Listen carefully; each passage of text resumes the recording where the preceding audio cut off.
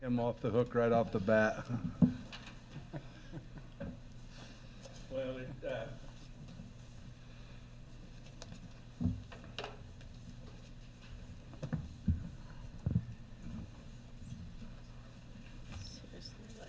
this is a whole new ball game for me because I have no experience as far as an educator, and that's what this chapter is pretty much evolves, is the educators. And as I was going through this,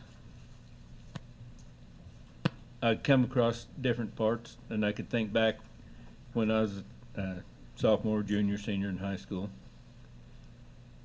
and the teachers that I had, and the way they went about their teaching skills.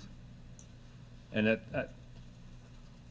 seems like it's just probably about the same way that it is today. And we had some extremely well qualified teachers at that time. I went through and then underlined some stuff that I'd like to get the board's take on. It says most PD doesn't make differences in the classroom because you talk about things, but you don't tackle the hardest part, doing it. You leave it to the teachers to figure out when they go back into their classroom. But when I give them the opportunity to practice with me, right then, we see more results right away. And so I think that the participation that the teachers have with one-on-one makes a big difference in the class itself. But I'd like to have some comments from the board members. I'm on page 183. And the core idea there, your PD is only as powerful as what you practice.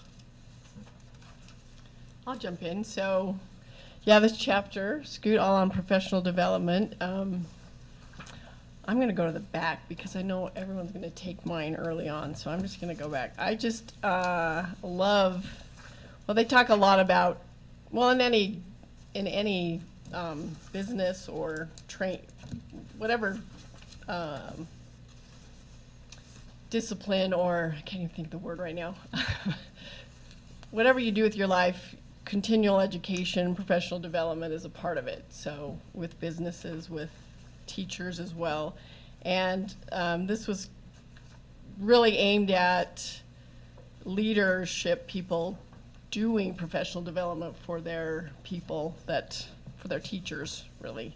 And I love the part it talks about practicing, and preparation for the person leading the professional development. And at the very end, 208, professional development without practice won't lead to learning, and practice without follow-up won't make it stick. So they talked a lot also about not talking much, giving the main idea, and then having a lot of time for practice, so that the people are actually practicing the concept of the professional development, which I really loved. So, and it's all about, the whole thing is teachers need to drive student learning. I mean, and getting better, just bettering yourself, striving for excellence, and working on communication skills.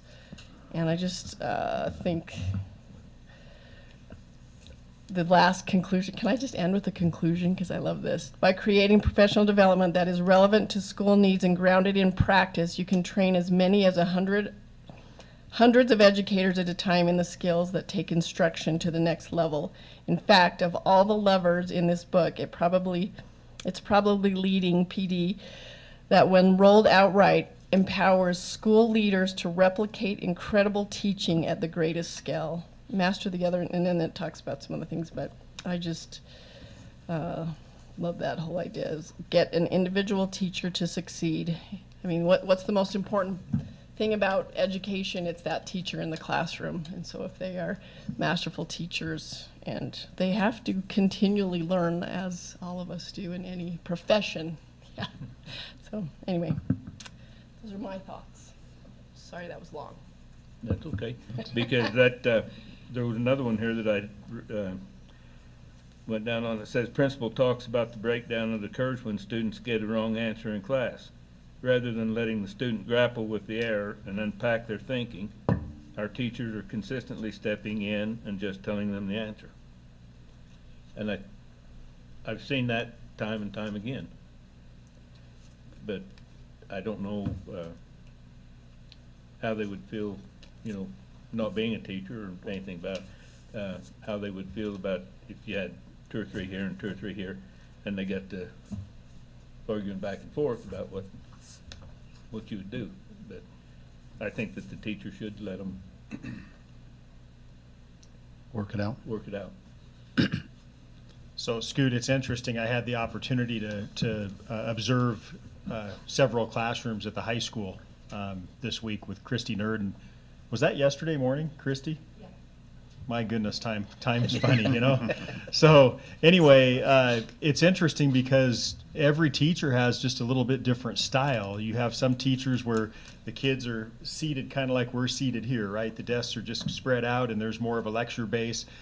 We went into one classroom where the desks were cluttered together, right? They were organized in groups, and the kids were very collaborative, working together, and that was that teacher's style, to do a lot of cooperative learning. And another class where you kind of had a mix of those things going on, and so teachers have different philosophies and ideas about what good teaching looks like. But the more that we can engage in professional development and get teachers conversing and working together on what effective practices exist in their schools or in their departments, it just opens the door for teachers to be able to do more and provide a variety of different styles for kids. And so, anyway, I just thought as you're talking and sharing that, that we saw it firsthand yesterday. And that's good. Yeah. So Scoot, in line with that, back in the other chapter, when you look at core ideas, what Robin shared about practice, in chapter 3 it talks about perfect practice. And I've kind of thought a little bit about that. I had a son that grew up during the Michael Smith era at BYU. He commentates for the Jazz now, or is he's a color man, I guess. I don't know what you call him. But he used to shoot 100 free throws each night before he would go to bed. And his theory was he would make 100 in a row before he would quit. And I know my son went and did that same thing. He would shoot and shoot and shoot. And it was just, the perfection of it. I always thought, can you really get 100 in a row? And he got to that point where he would do 100 in a row of making them. And many of you have played the game 21. He was no fun to play against.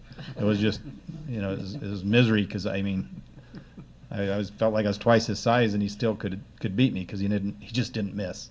But so perfect practice, and I read through this, and you bring up that point is we have to let these kids fail and work things out. So what is perfect practice for a teacher? How do they get them to that perfection? We looked at our dance competition. Drill team. When you look at the drill team, that's what they're looking for, is perfection. You're graded on perfection. And so it doesn't matter what sporting event we are in or our school academically, we've got to reach that perfection in order to understand it, I believe. And so I'm always excited to see the method of coaching and encouraging children to become as close to perfection as they can in what they enjoy. So it's a tough row, but it does say one of the other core ideas is make the complicated simple and make the simple powerful. And I think that kind of goes with that is sometimes we can overcomplicate things in what we're trying to do to reach that perfection, but let them perfect the simple and let them feel that accomplishment. Todd, mine goes along with with this practice thought as well. On page 192, it talks about there's this person who's quoted on teaching trust, which reminded me of I actually purchased this book from the guy who trained us at the USBA thing about, and one of the pillars of trust is competency. And it really boils down. I'm going to talk more about this in a future topic this afternoon when we get into enrollment projections. But one thing I really liked about this, to go along with Todd's thought on practice, is this person is quoted by saying,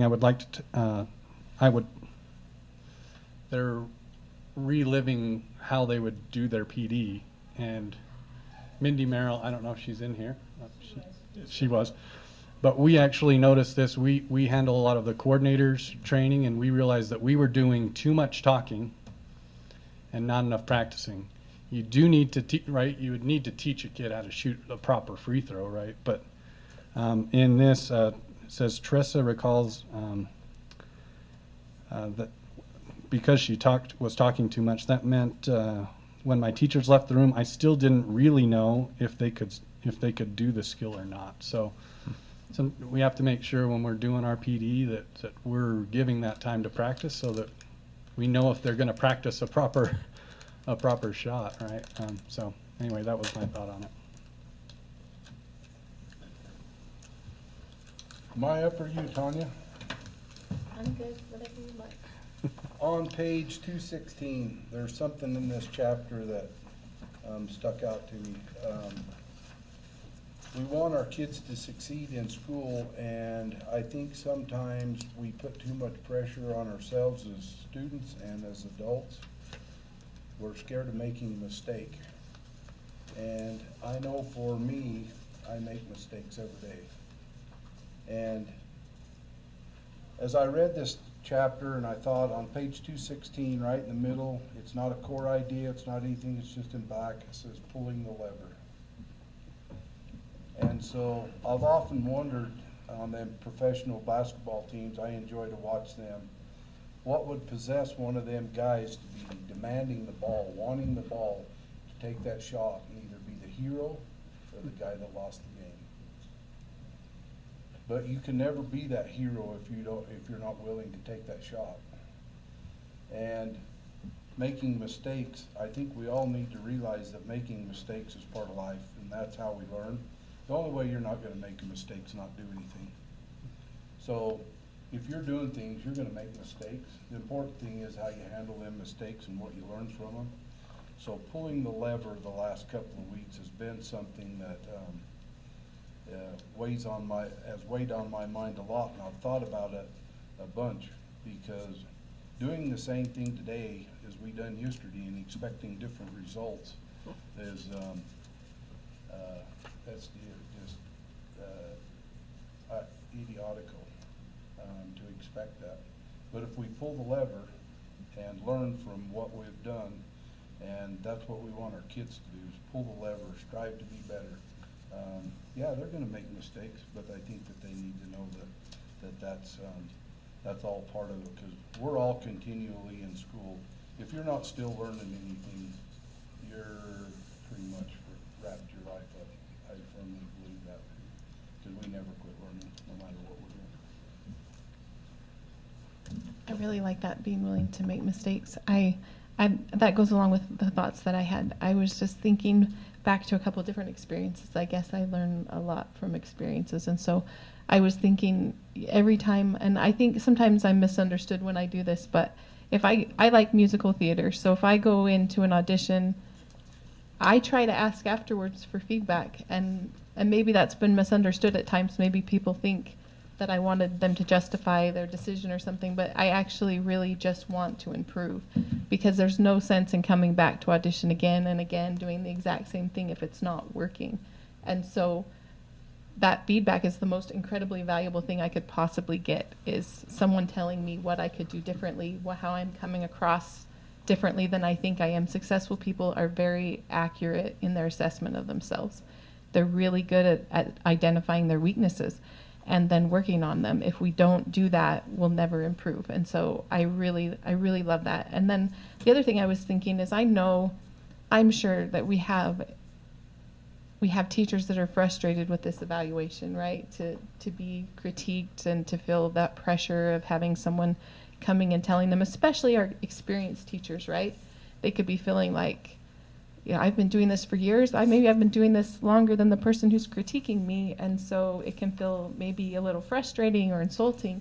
But I was thinking back, I was really young. I was probably 21 years old, and I was brand new at this company doing technical support on the phone. And it was for computers, and the company we worked for, they earned their income by how many phone calls we closed. So they made their money by how many phone calls we closed, so we were trained to get on and off the phone quickly, fix the problem. Don't be incredibly thorough. If they have another question, let them call back. We'll fix it. But just fix what they asked for, get it done, get off the phone. I was being considered for a promotion to be a supervisor, so I was asked to critique someone, or critique a few of my fellow employees.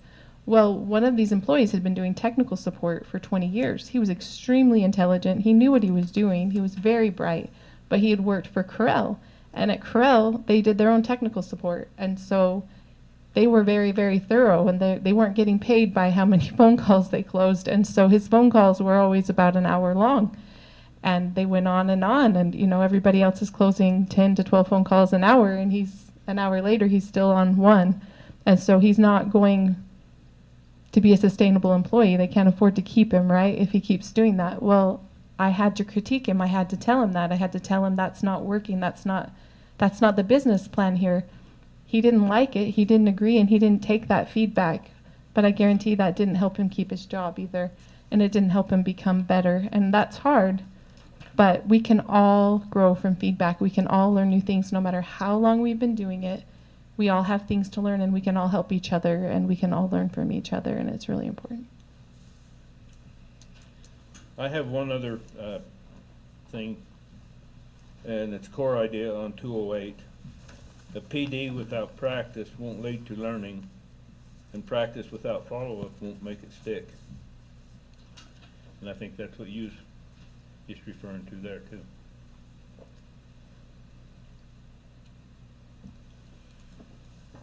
So that follow-up is important. I mean, it's important for kids as we teach and we cycle through our curriculum. It's important they get multiple opportunities to learn, relearn, review, and that's how things stick for kids. And the same thing is true for us as adults. The more opportunities we have, the better likelihood it's gonna stay there, right? And the different types of things. I mean, you can put one thing across, but somebody else is going to put it a different way, and the more of them you can gather up, the better off you are. Yep. Because it gives you something to think about. Well, thank you, Scoot. We appreciate you. The only way you can get rid of this job, he's given the crusty eye to Robin. She must have assigned it to him. I did assign it last time. You weren't here. Scoot, the only way you can get rid of this job is assign it to somebody else for next time that hasn't had a turn. I think Dave's the only one. Isn't he? Dave's the only one that hasn't had a turn yet? Am I the only one that hasn't Yeah, I had a think turn? it's you. I'm Yeah. looking how many pages it is. I'm up, I guess. Find a Chapter big 5. long one for Dave. We'll keep him. Yeah, he's got to summarize chapter 5. 221 to 261. 3 pages. Okay. Thank you very much. Good discussion. Good thoughts, I think, for all of us. Yep. We're on item number 4, policy revisions. Policy 007.0505, minimum participation costs and fee schedules. First reading. Julie Wild, Student Service Director. First reading.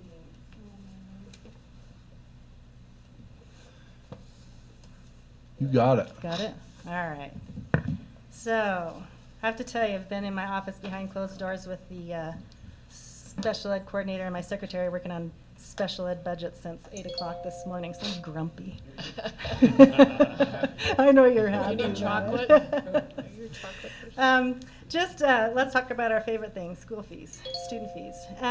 In your packet, I shared with you probably more than you needed, but I wanted to try and make it easy. You have the updated working copy of the new proposed fee schedule.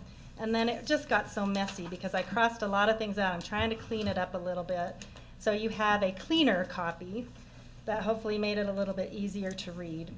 And you'll notice that the things that are highlighted in blue are things that I have a spend plan for, and I'm going to talk about spend plans here in just a minute. Everything we charge a fee for is required to have a spend plan. So if I'm charging, for example, $5 for an activity fee at the middle schools, there's a spend plan that tells a parent what that $5 will purchase for your student. If I'm charging $50 for the GED prep, there's a spend plan that tells you what that $50 is buying for the student, all right? So if they're blue highlighted, that means I have a spend plan. Additions are in red, and eliminated items are crossed through, and that's the same for both of the copies.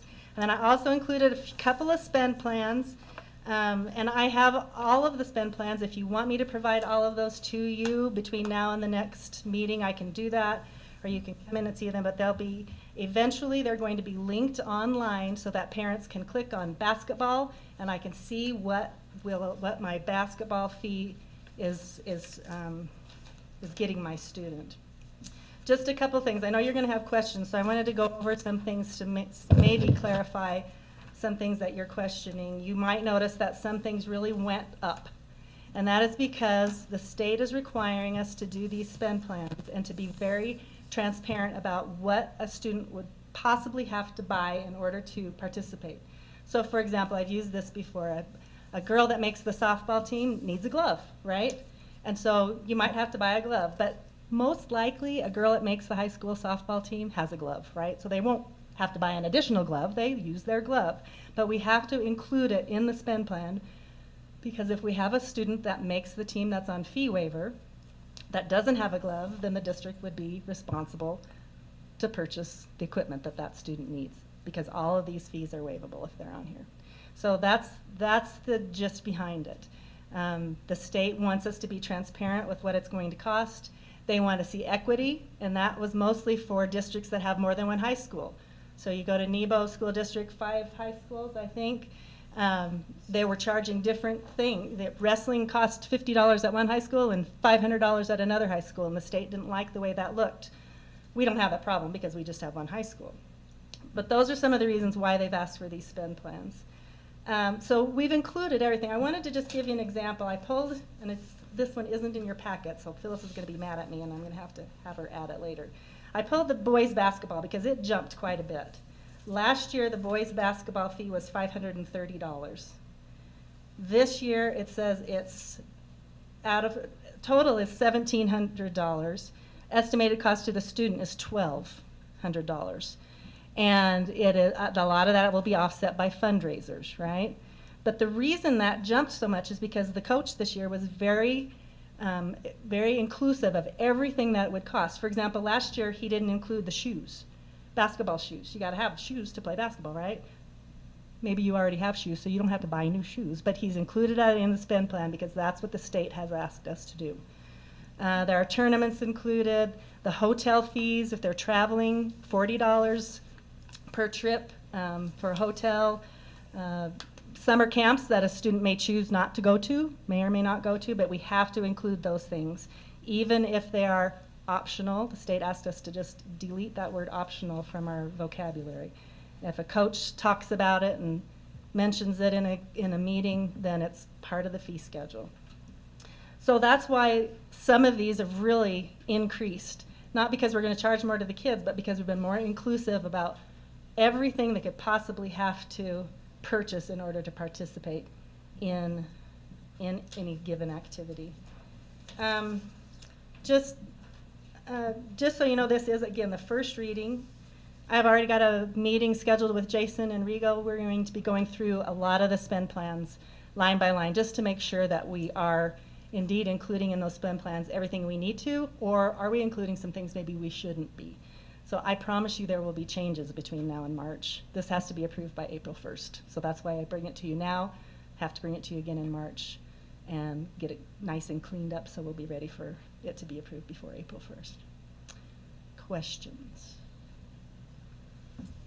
Julie, I think I heard you say that if somebody qualifies for free and reduced, then that takes care of this fee? Two different things. So free and reduced lunch, that's a different application than the fee waiver application. So most likely, if they qualify for free and reduced lunch, they'll also they'll be able to be on fee waiver as well. And if a student is on fee waiver, anything that's on this fee schedule is waivable, and we would waive that fee for that student. Okay, and then you might, this might not be a fair question, but I had somebody call and ask me, driver's education fee, and you have it listed behind the wheel, $200, and online driver's education's $260. So if they take the fee in the class in school, do they have the $260? They have the 60 is for the online class. So if they're taking it in school, they're not paying for that online class. Okay. If they take the online class, they still have to do the driver's piece, which is the $200. Okay, that's what I thought it meant, but I Yep. wasn't sure. That's right. So do we have a number that participate in that fee waiver? Do we know I don't those off numbers? the top of my head, but we We have have to a do our fee waiver percentage. report every year. Yeah, I can bring that. I don't have that off the top of my head either, but we do have that number. So do we budget for that, Jason, in any way? Because these fees that have gone up, I mean, you look at, you're 3,000 plus for drill team, you're $1,700, $1,800, $2,400 for wrestling. I mean, there's gotta be some individuals. And remember, that's the total, that's not the cost to the student Right, necessarily, but in all reality, if that's a fee waiver individual, then that's the cost possibly for the school, and Possibly. are we budgeting for that? We have not been, but the way that it's changed this year being the first year is that you can no longer offset a fee waiver with a fundraiser or additional fees from the students that are paying. So this is going to have to either come from a kind of an open source or an available source of revenue from the high school, or the district will have to pick up the fee waivers to fill the holes, fill the gaps. So did I hear you correctly on that then? So if I'm on fee waivers, Mhm. my fundraising doesn't go towards No, that fee?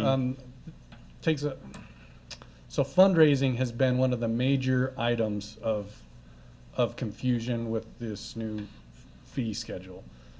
So fundraisers, there's two types of fundraisers. There's individual fundraisers, which you can use to pay for your fee, and that is after hours or on an individual basis. They contact the coach and say, hey, do you have any fundraiser opportunities for me to take care of to help me offset my student fee? Okay, that's an individual fundraiser. But a fundraiser that the group does, it's a group fundraiser, those fees have to be applied equally to every participant. So you can't just say, oh, well, there was a fee waiver, so we're just gonna fill that entire hole. No, it has to, All right, everybody, that makes sense. Yeah. I read you now, because I thought maybe you said it didn't do any good for them to do fundraising because it didn't go towards those fees anyway, but it would offset the Proportionately it school would. portion of the school's responsibility if the fundraiser would still yes, Offset that. proportionately, yeah. proportionally. Okay, thank you. Can we just let Christie worry about this? Yep. No, she says. And just for the board's information, the finance department and Julie have come together this year to roll out multiple trainings for school fees. We've had multiple already this year documented as well. That is part of the statute that we are doing these trainings. And we've learned a lot, and we're still trying to understand the nuances of this. And so, just to full transparency, we're still grappling with some of these laws and these, well, it's mostly rule, and trying to roll it out the best we can. We feel like if we can get our processes better and closer, that our errors will be tighter and less damaging. So that's how, and we're trying to make sure that we're documenting everything that we're doing, and which is why we're improving our spend plans as well.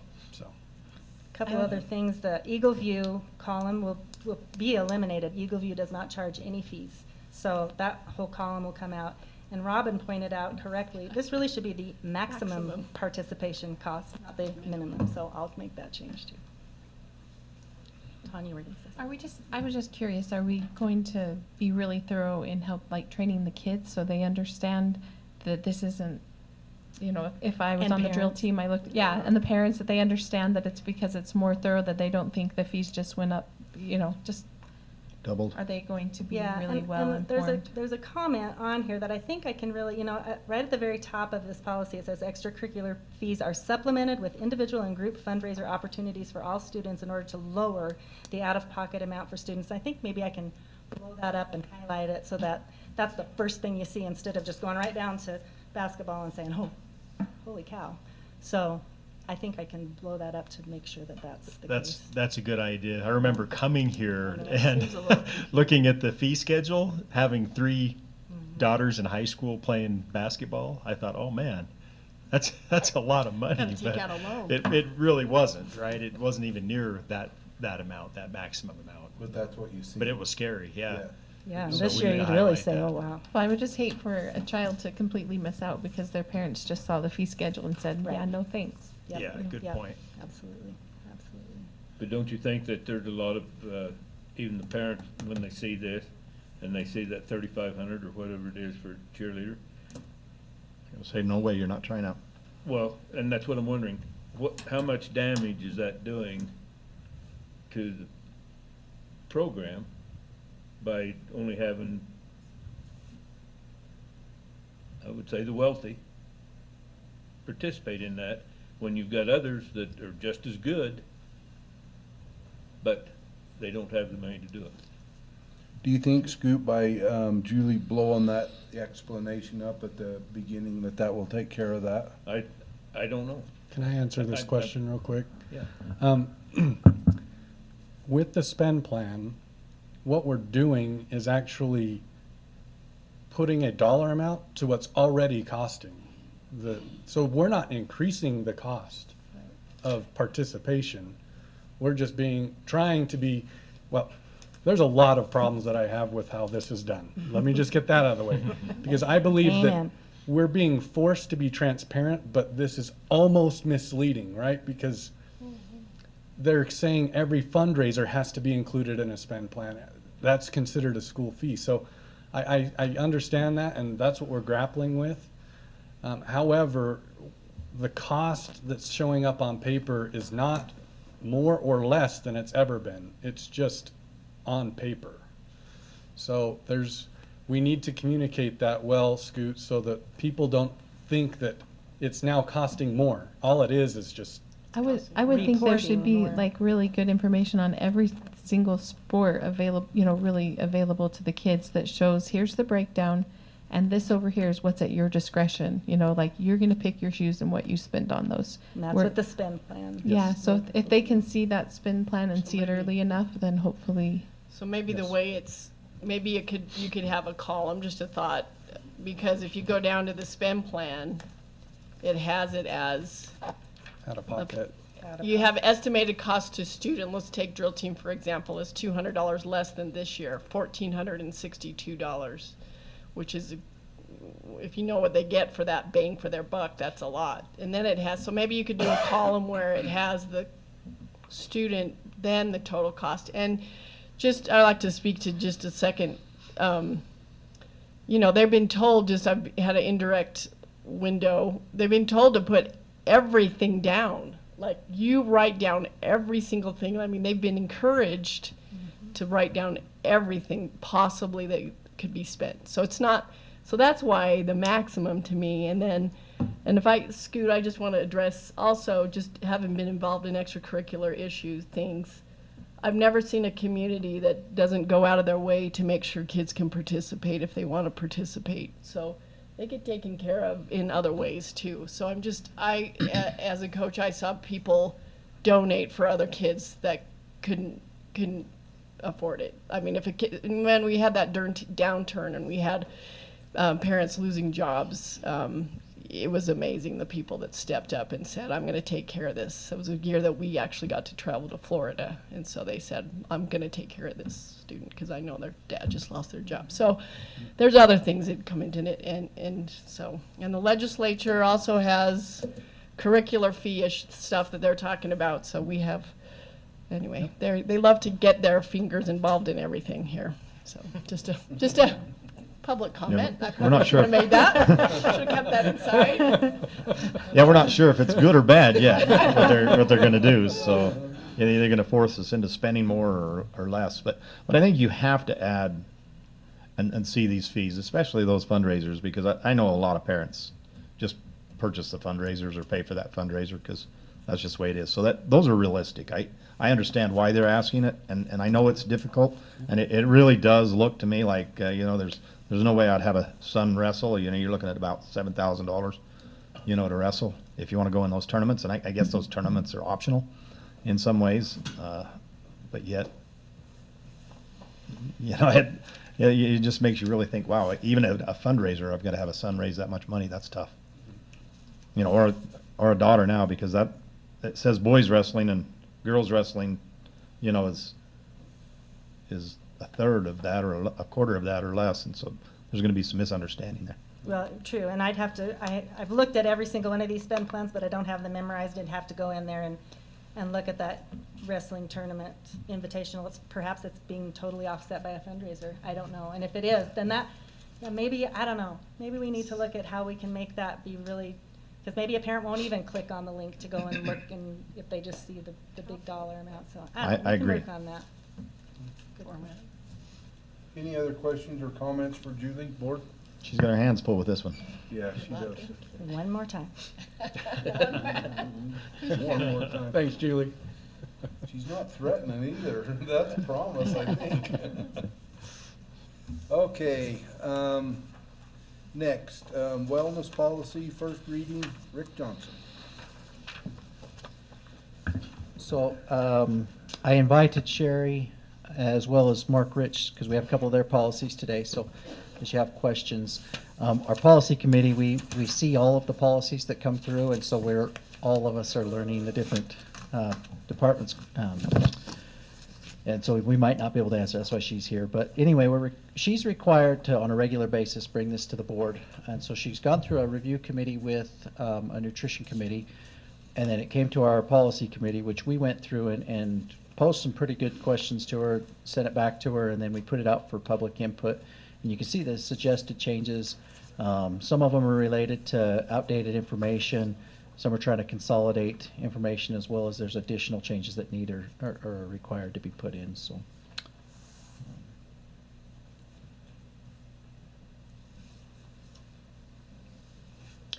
I like the changes.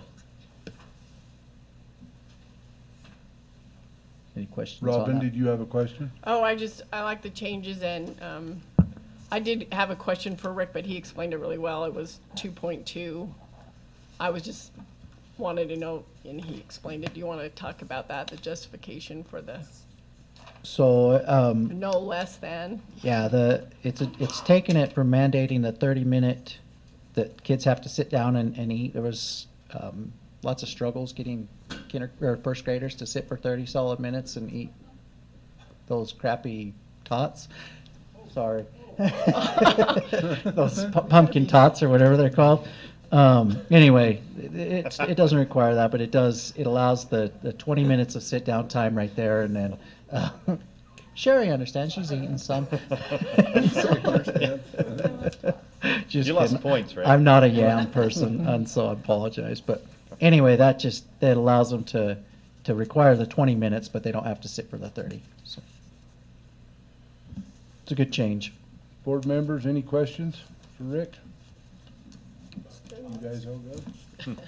All right. Yeah, can we get better tots? Yeah, just the one concern, and maybe this came up in committee, but we do have to give our kids adequate time to eat, and that's really important to me. So from an administrative standpoint, I'm okay with this policy change, but I don't want any complaints about my kid didn't have time to eat.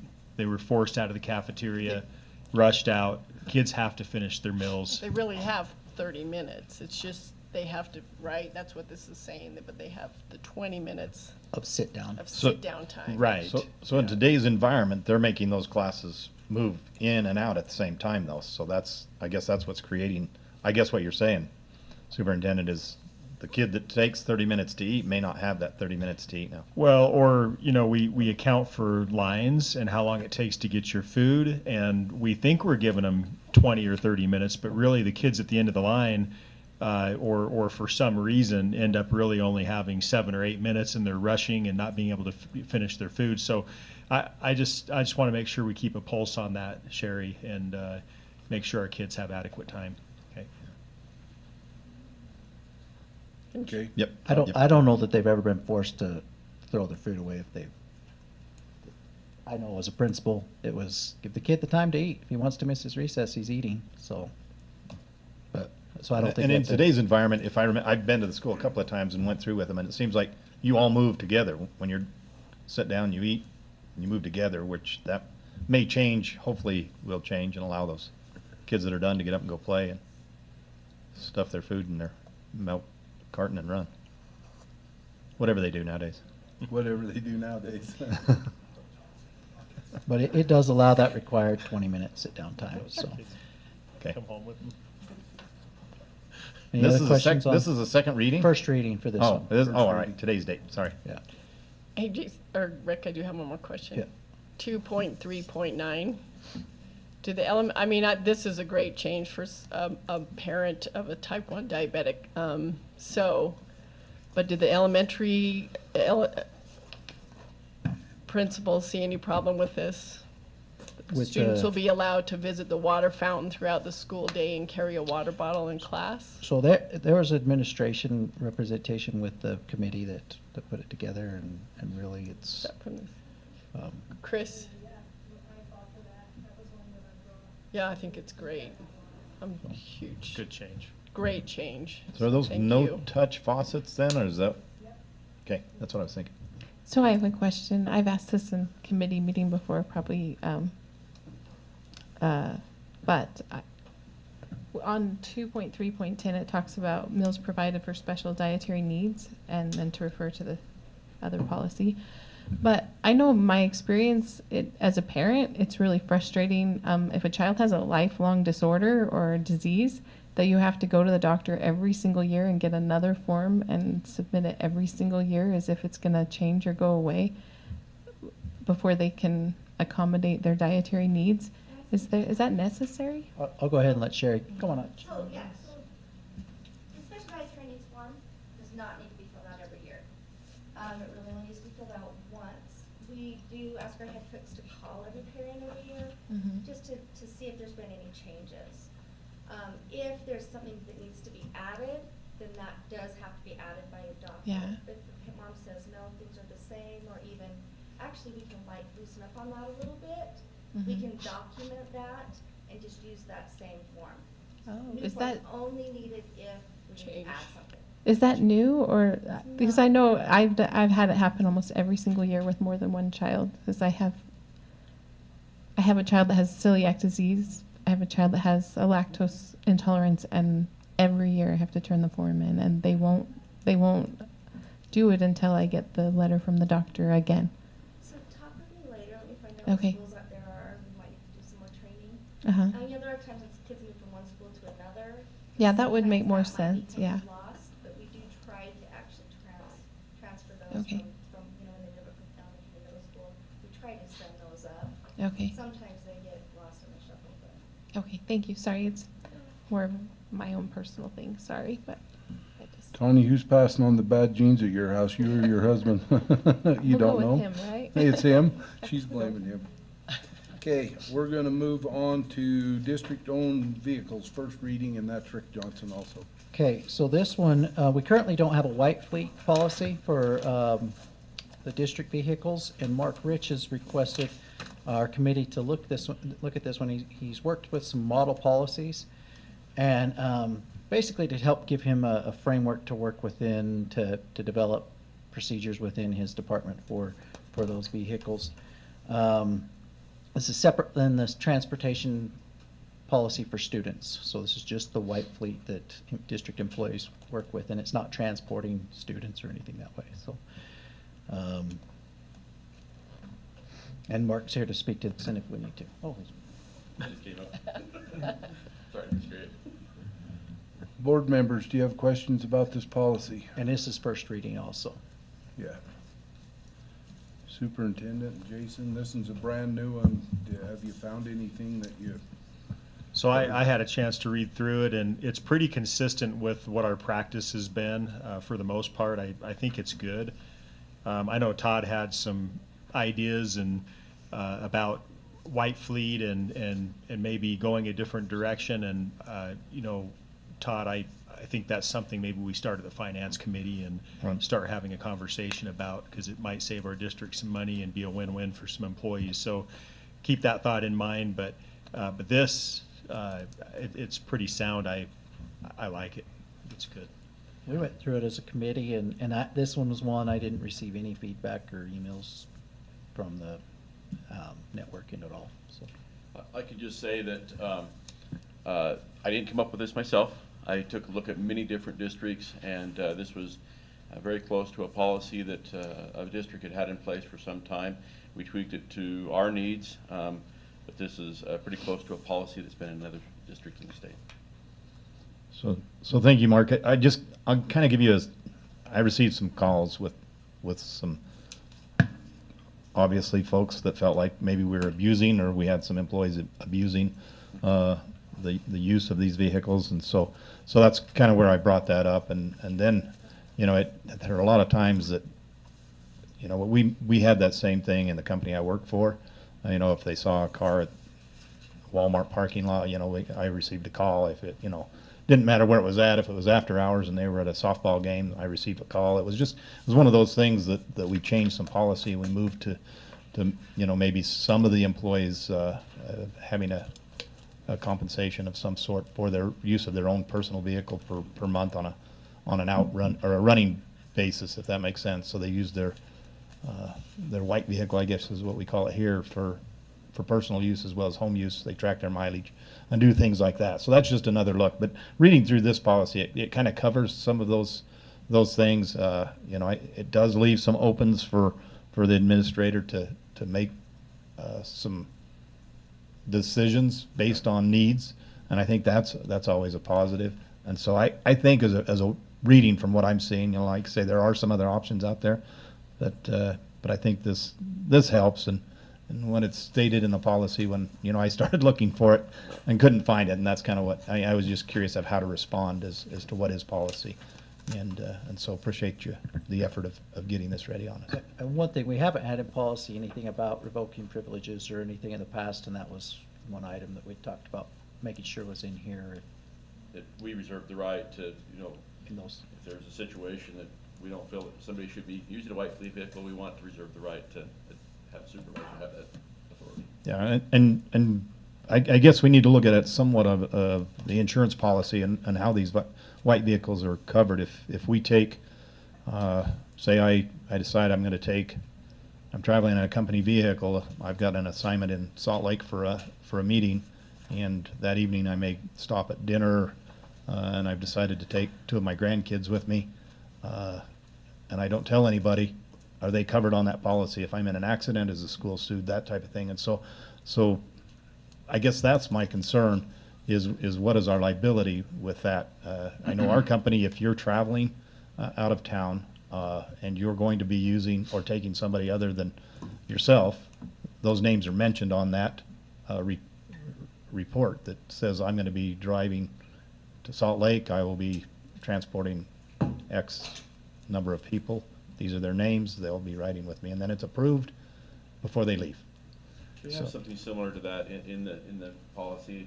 If it's a non-district person, which may be a Right. grandchild or younger, even district students, if you have grandkids that are in the district, there's probably some coverage there to some degree, but if they're not, there's an approval process in there.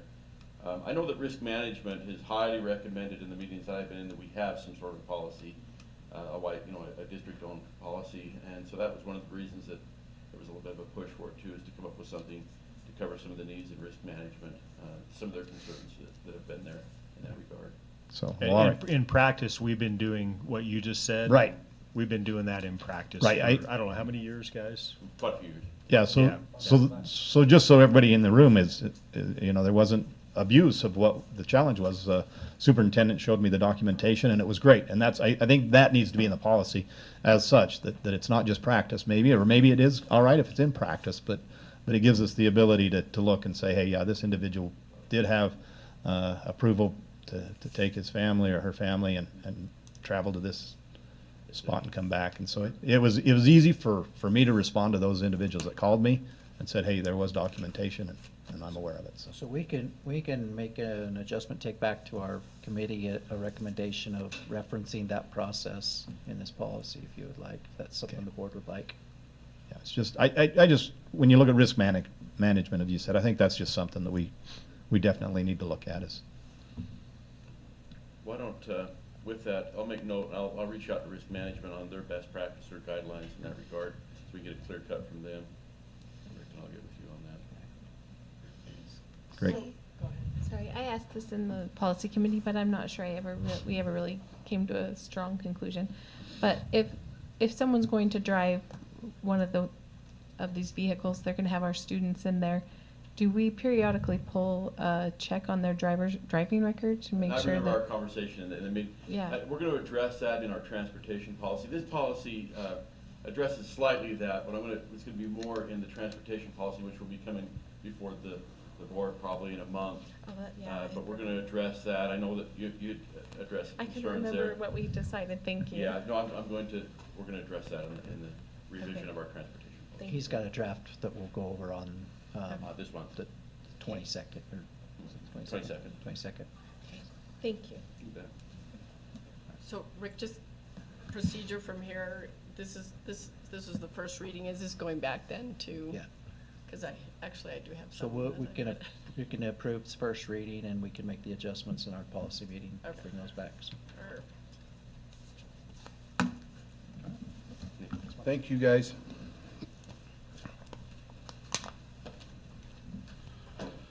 Minutes for January 12th. Jason, our business administrator, will take care of that.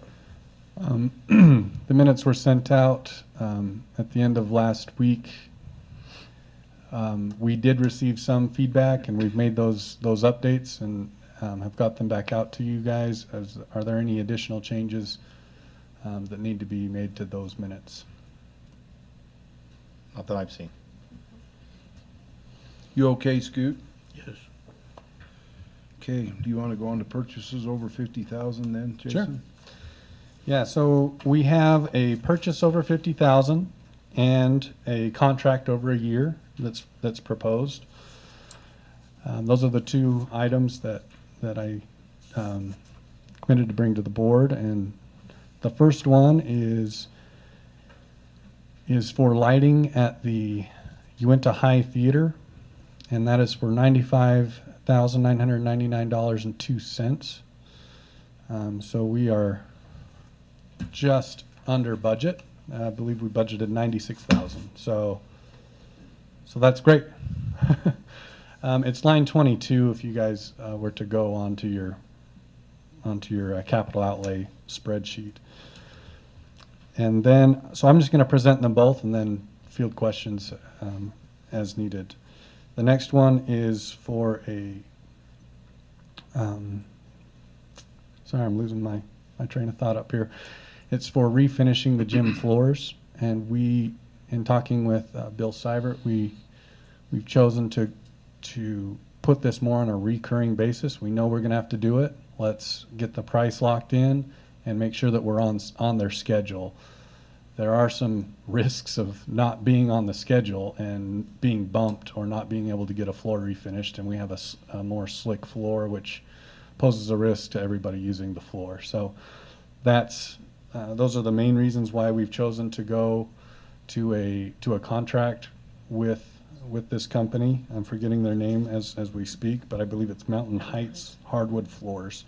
They're the premier floor finisher in the state of Utah, and we want to make sure that they're finishing our floors as well. They do work for all the way up to the Utah Jazz floor, if I'm not mistaken, Bill. So I'm going to turn the time to you guys if you have any questions on the purchase or the contract, and just state which one it is if you do have a question.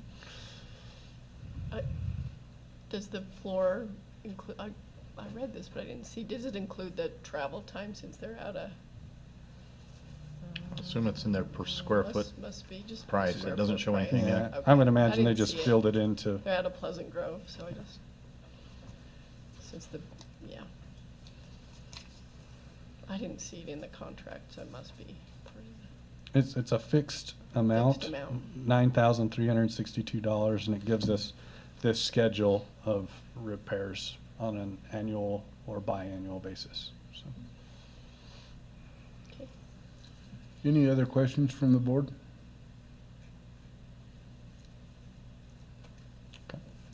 Okay.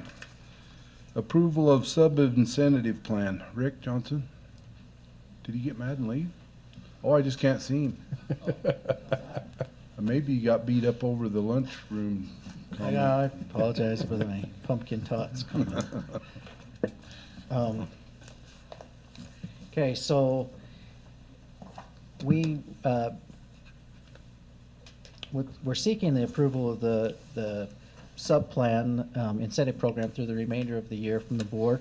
To give you a little bit of background, we were having and you've seen it in the news, it's no surprise, filling positions with subs is a bit of a nightmare. We had the week before we offered out this program to our subs, we had, it was the Monday the 17th through Friday the 21st, and the 17th was a day off, but Tuesday we had 24 subs not filled.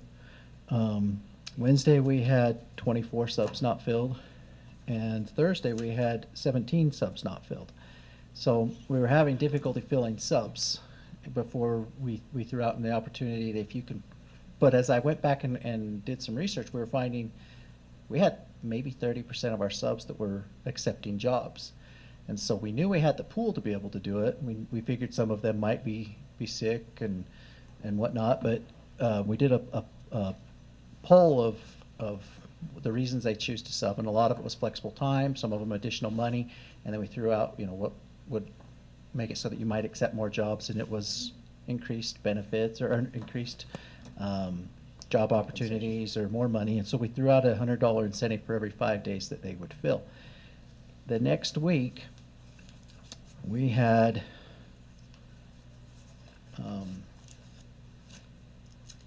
those jobs. We had an instant. Rick, did you have copies of that for the board? Yeah, if you guys would like copies, I have those.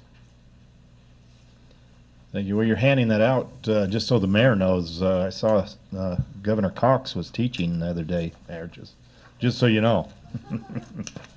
Well, didn't the lieutenant You know- governors do a thing where the state employees could now sub for 30, there's an executive order that they can sub for 30 Yeah. hours? And Yeah, still get paid? so we expect let's some city more the employees down there state- subbing. State employees. So, if you turn to the second page, and on the back side of that, you can see that in the green is the filled jobs, in the red is those that were needing a sub but not filled, and the blue is an absence but they don't need a sub to fill it. So you can see that on Monday we had 4, a total of 7 Wait, where total are you? people. Flip to the next one. It's on page week of It says, 124 to yeah. 128. This is the first week of the incentive. There was 10 jobs that didn't have a sub, but only 5 of them required it on Tuesday, 1 on Wednesday, 2 on Thursday, and then obviously Friday is different. But if you were to go to the next day, the 31st, or the next week, the 31st through the 4th, and look on the back side, there was 3 not filled, 4, 0 on Wednesday, and 1 on Thursday. So a drastic increase in our fill rates. We had approximately $1,100 that we used, that we're going to be utilizing ESSER funds for to cover the increased subs that they picked up positions for the last part of the month of January. And we're requesting that the board approve that through the remainder of this school year, as we're seeing already an impact. So in other words, it's working. Yeah. Simply And said. it's a pretty Gets the mayor off the hook. cost-effective way, I think, that we've addressed it, and we hope that we'll continue to track it. But as long as it's working, I mean, think about it during times of high need. The worst thing is if you've got classrooms that aren't covered.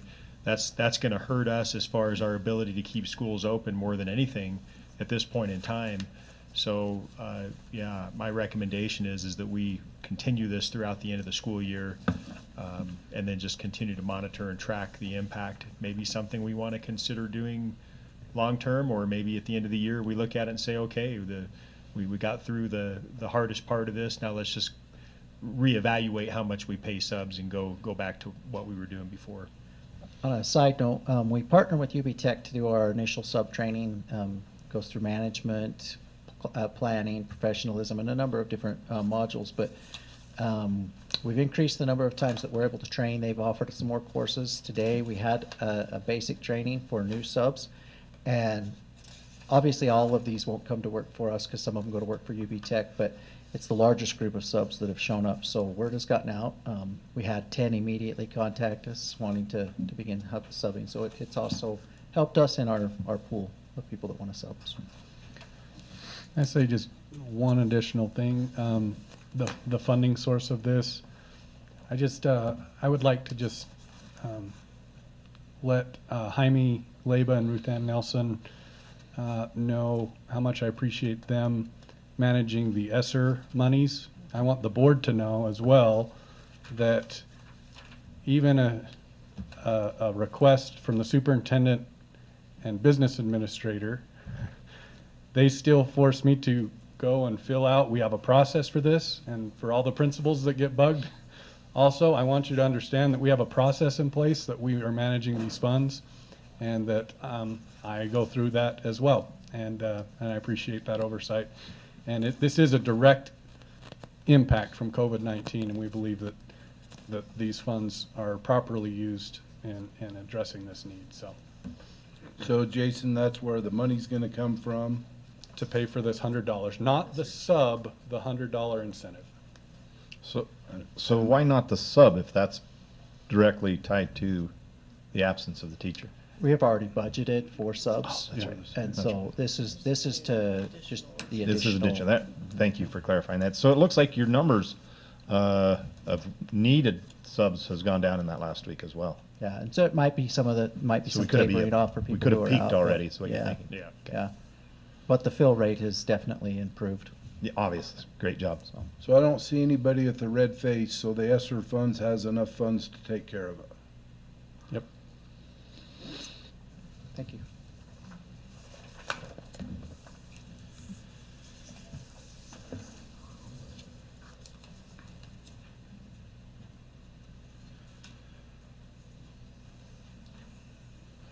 Approval of the Uintah High School Administrative Restructuring, Assistant Principal and Athletic Director. We're gonna turn the time over to Dr. Woodford, Superintendent, for that. Great, thank you, President. I sent you, I actually have a memo in board docs there, and there's a couple of documents that you can reference. Just some background.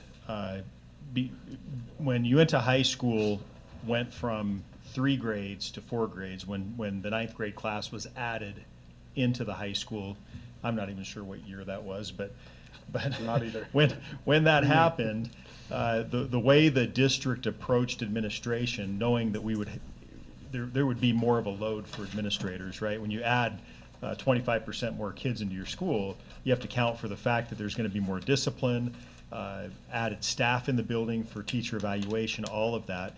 And instead of adding another assistant principal, they took the existing athletic director position and combined it with the assistant principal position and tried to actually have that person do 2 jobs. And that's the mode we've been in since that point in time.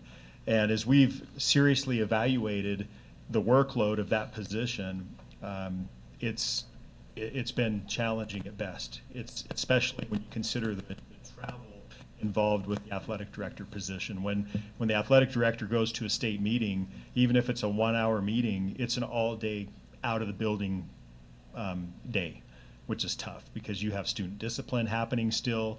You got to take care of that when you get back. You have teacher evaluation work and some other things that he's assigned to do. So something gives, right?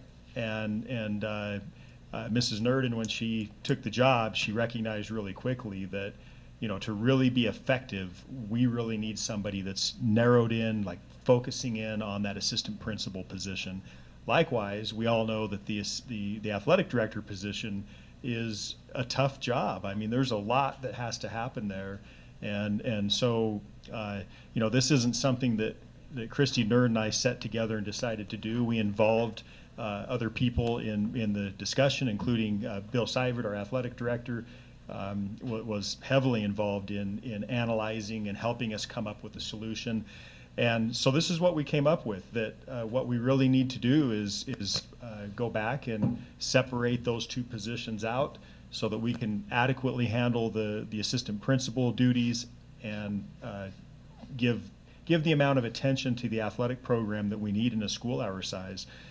Christy did some research. She looked at other 5A schools in our region. Granted, many of them are larger than we are, but not a lot bigger. We're pretty comparable. And in all cases, they had at least 3 assistant principals and a standalone athletic director. In some cases, like Cedar Valley, they had, I think, 5 assistant principals and a standalone athletic director. So certainly, was it more than 5, Christy? No, Jason's just shaking his head, no, don't ask for 5. Yeah, You're we're doing not- fine, Superintendent. Yeah. Okay. I think that's his home. Anyway, so it's well justified. We're striving for excellence in the things that we do at Uintah High School, both with instructional leadership and in our activities programs. And so to do that, we have to have people that have the capacity and the time and opportunity to do the things that we're asking them to do. Right now, we're stretching that position very thin on both ends, and it's just really, if we want to be excellent, we've got to go with this other model. So this is my proposal. Again, we've had a lot of input at the school level. You know, I fully support it as the superintendent.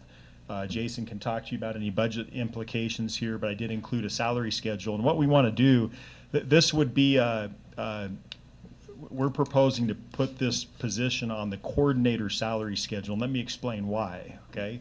There's a couple of reasons. One, it doesn't limit us just to hiring a certified teacher or a school administrator. It opens the possibility that we may be able to look at somebody who has coaching experience, that has been in corporate America and can come in and manage and help us with this position. So it opens, it widens the pool of applicants, which is a good thing.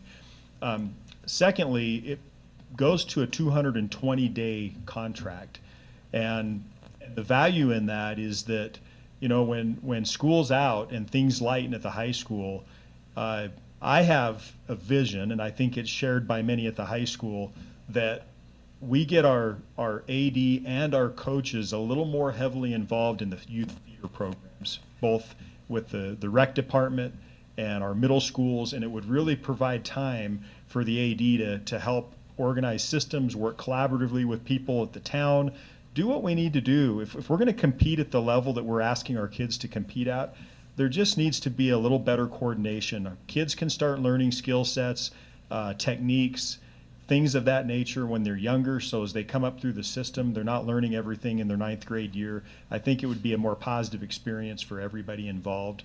So that would be the rationale of going with that, because we get more bang out of our buck on that coordinator schedule. If you look at it, it doesn't pay as much money per day, but the overall salary is still, I think, enough to attract a good person into the position. But we just have them for more days during the year that way. So it's kind of a win-win, in my opinion. Great, we appreciate your time that you've each put into this. So I do like your comment of building these programs from the top down. I think that'll really help our communities, so thank you. You bet. Other questions, board members, you might have? No, for me, I'm in favor. I think this is great, Superintendent. From my perspective, I think it will help on both ends, and so I appreciate all the work and time that all of you have put in to making it a program that I think will help us be much more successful on 2 or 3 different levels. So I appreciate it. Yeah. Jason? Anything? I don't have anything to add to that, unless you had some questions on the schedule. We have that information if you would like to dive into that at all. So I don't have on that, Jason, but I do have one question for Principal Nurden. Are we seeing an increase in disciplinary issues at the high school? Is there that need? Do you feel like there's that need for that full-time position? For sure, yeah. Our projected numbers are nearly 2,000 next year, 1,950. And so we've got, and it's not just disciplinary, right? It's building our teacher capacity to teach, it's evaluating, it's presence, all of that, and we are stretched woefully thin. One of the requirements in our district is that, in our region actually, is that there's presence at basketball, football, soccer. That necessarily takes someone out of the building, right?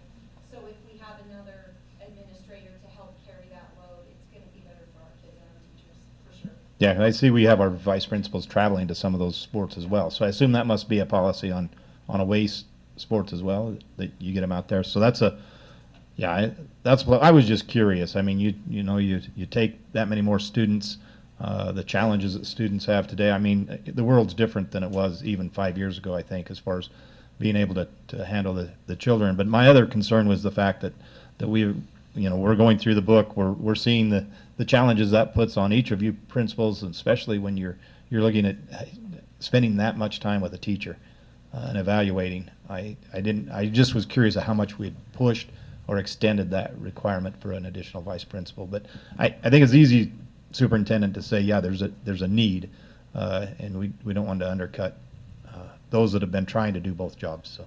Yeah, and the instructional leadership piece is really important. And one thing Christy's done is she's implemented a new initiative at the high school, and she calls it the IF5. And it's 5 instructional strategies that she's identified that she feels are most important to really move the high school to the next level instructionally, to provide excellent instruction for our kids. And it's going to be a work in progress over several years. This stuff doesn't like happen overnight, right? It takes a lot of time. And so one thing they're doing right now is they've split the school up, and the principal and the assistant principals are getting into teachers' classrooms, not for a full class period necessarily, but I think we spent maybe 10 or 12 minutes might have been longer, I don't know. I got carried away in the instruction. I learned a lot about Paris and so Italy. Anyway, so what it does though is you go in there and you get those snapshots of what's happening, and you provide teachers feedback of just what you're seeing when you're in there. When you read and leverage leadership, it's that piece of checking. Like if you get what you check in on, right? And so if 5 is, if it's the important thing, then it's really important that the instructional leaders in the building are in there checking, giving feedback, and to do that it takes time.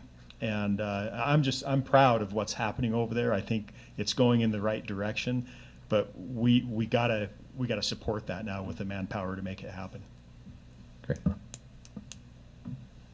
Thank you. Board members? You good? Yes. Thanks, Superintendent. We appreciate that. You bet. Selection of construction management firm, Jason Johnson. Okay. Thanks, President.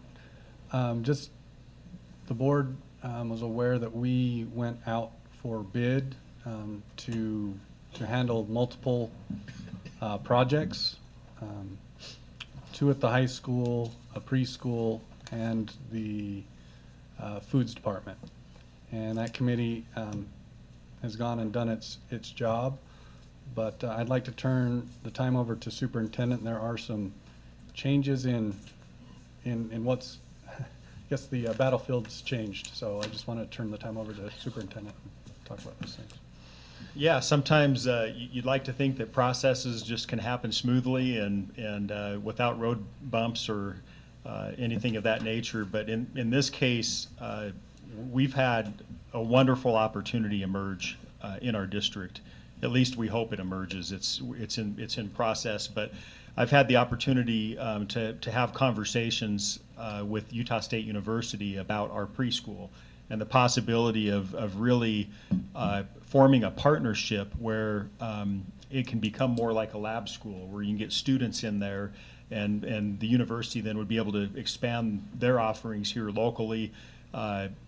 They love the idea to the point where they're going to take it to the university president in Logan and see if they can get her blessing then to start a process.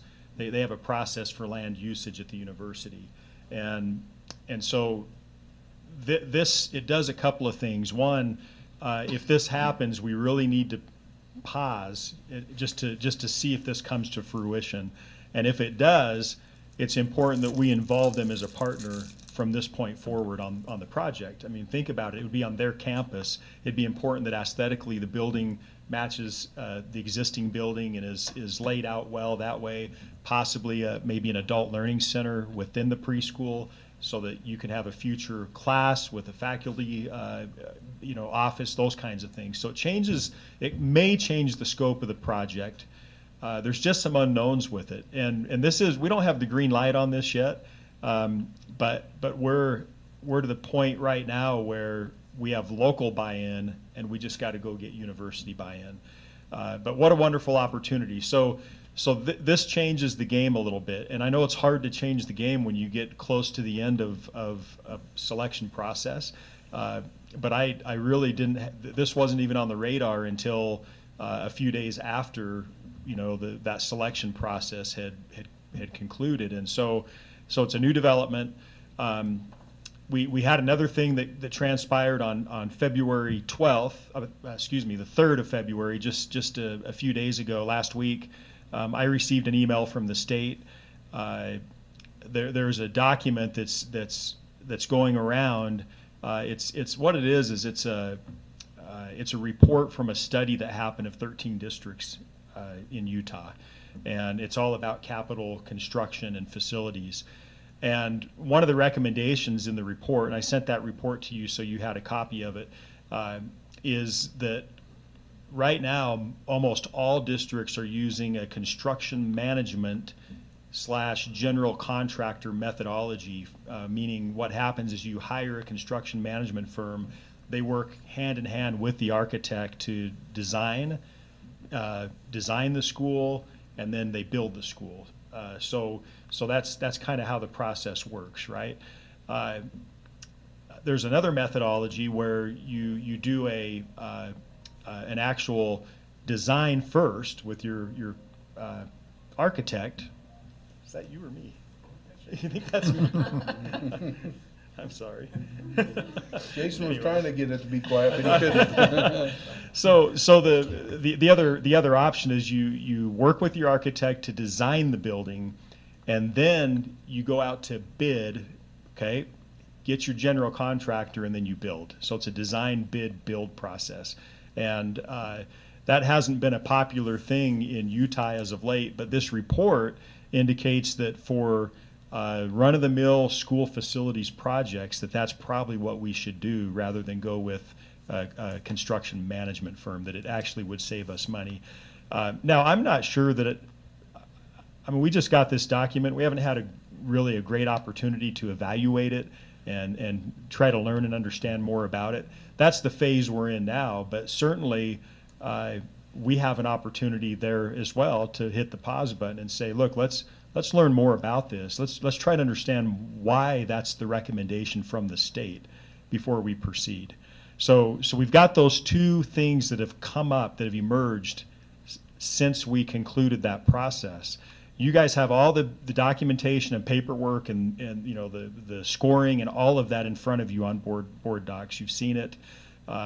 We certainly could go with that initial process. But my recommendation right now is, because of these two issues, we actually cancel the RFP. So we just cancel it, and that allows us then to do a couple of things. The first thing I would recommend is that we break out the preschool project from the other projects. We put those other projects out to bid immediately, okay, and try to get moving forward on those as soon as possible, and then just put the pause button on the preschool until Utah State can do what they need to do on their end, and we know for sure whether that's going to be a possibility to build it on campus there. So you would be suggesting that the latter, as far as the design, bid, and build on these projects? Well, no, because I want to learn more about that first. There's a lot of conversation happening across the state right now about whether that's good guidance from the state or not. Well, to me, that's the only way we should do it. So, yeah, and But there's I think he there's is pros and cons. suggesting, am I understanding right? I think he is suggesting that we do that with the ag building. I think with the ag building, it makes sense just to move forward with a design, bid, build. Yes. I did talk with our architects today. They are okay with that for the ag building.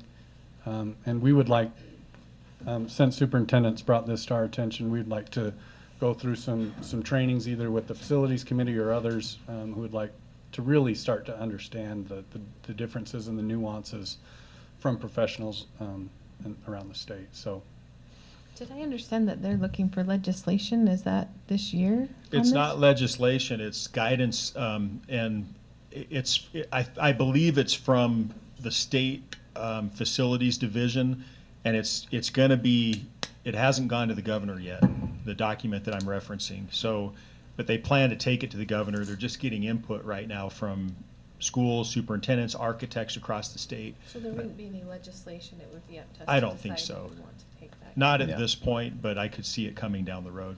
So I believe this helps move us into, when I campaigned, my theory was we're not the Wasatch Front. And what works for them may not work for us out here, and it obviously doesn't in the long run, I feel. And so I think this gives us some options to look at. I understand architect wanting, a building specialist to be in there for low designs and all of that type of stuff, but I think that happens anyway.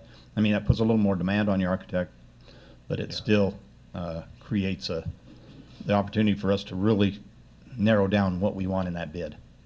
Yeah, the big question out there is, does a construction management general contractor approach, is that going to save more money in the long run than it costs for the construction management, to hire the construction manager? That's the big question. Yeah. And many right now will tell you absolutely it does.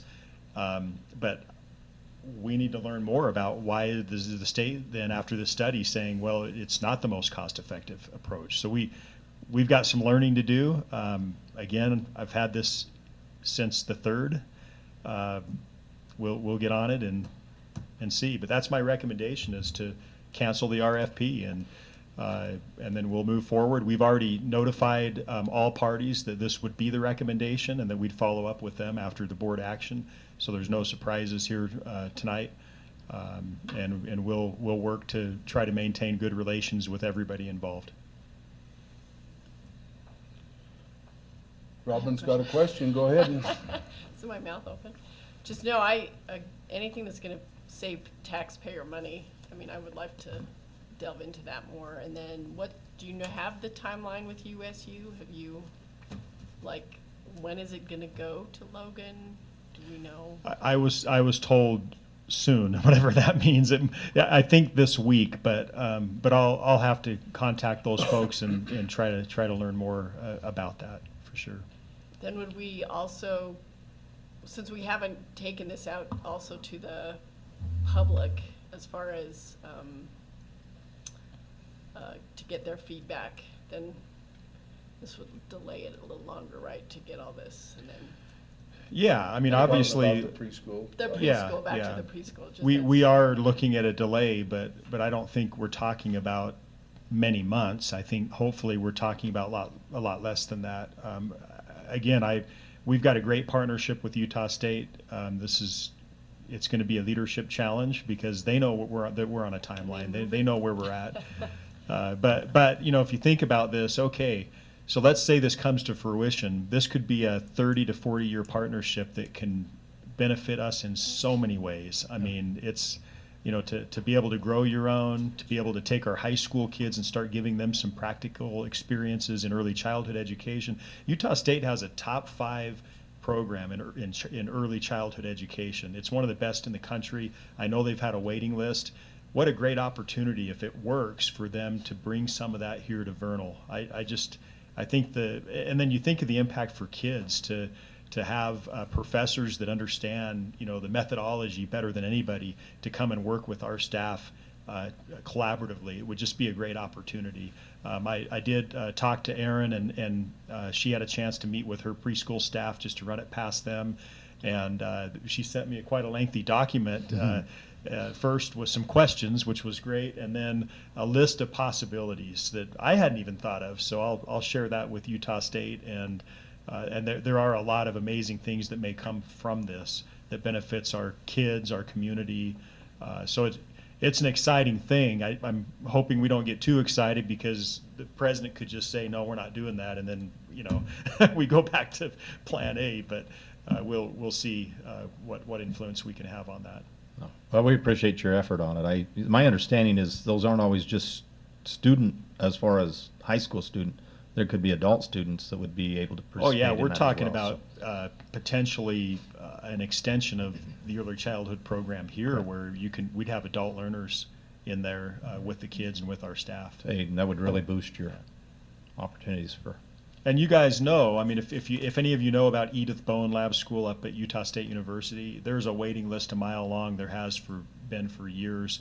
I think we would see that kind of a response here when you have cutting edge technology, instructional technology that would become available for kids. it's an amazing opportunity. And so I think here too, we would probably have that school at capacity really fast.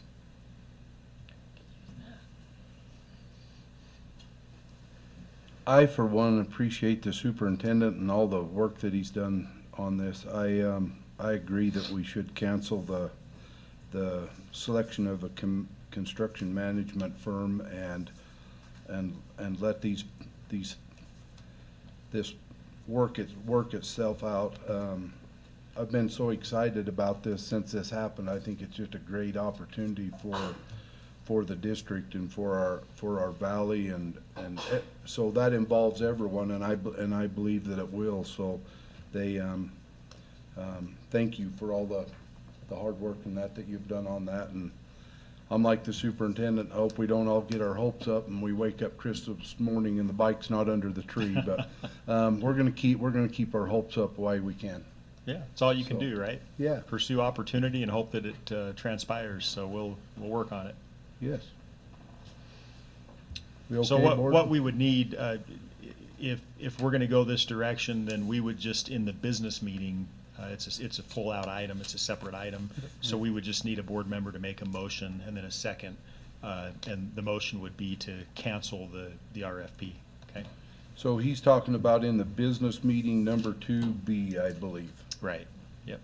I just call attention on the RFP. It says right in it, the Uintah School District Board of Educate, just for other board members, I'm sure you've looked at it, but reserves the right to reject any or all proposals or to waive any formality or technicality in any proposal in the best interest of the district. So I think I'll be thinking about what's in the best interest of the district. And like the superintendent said, he has visited with the people that bid on this and explained our position on them, so that I'm sure if you do a bid, you hope you win that bid, but he has been in contact with them, and so that they understand where we're coming from and why. So, Tanya, do you have a question? No, I was just thinking, sign me up. I love early childhood, so I'm just thinking this is so exciting. I love that. Yeah, I love that our community is doing this. I love that opportunity is there. I just think, and our kids are ultimately the ones that are going to benefit, because if we have more teachers trained for preschool, we're going to have more opportunity to do a good job with our kids and get them off to the right start. So I love it. Yeah, makes you excited. Thank you, Superintendent. Yep, you bet. Oh, I lost track of where I'm at. CRA, City of Vernal. Jason, are you Okay. gonna start us off, Business Yeah. Administrator? Yeah, I'll kick us off, and then we'll invite Vernal City. They, Mayor and City Manager Quinn Benyon are both here for the second month, probably third month in a row. I don't know. You guys have been, we might need to set up shop for you here. We appreciate your guys' work. I just want to give just a little background for both the public and the board as to how this process has played out. I'm sure Quinn could give a much more eloquent kind of history on this as he's been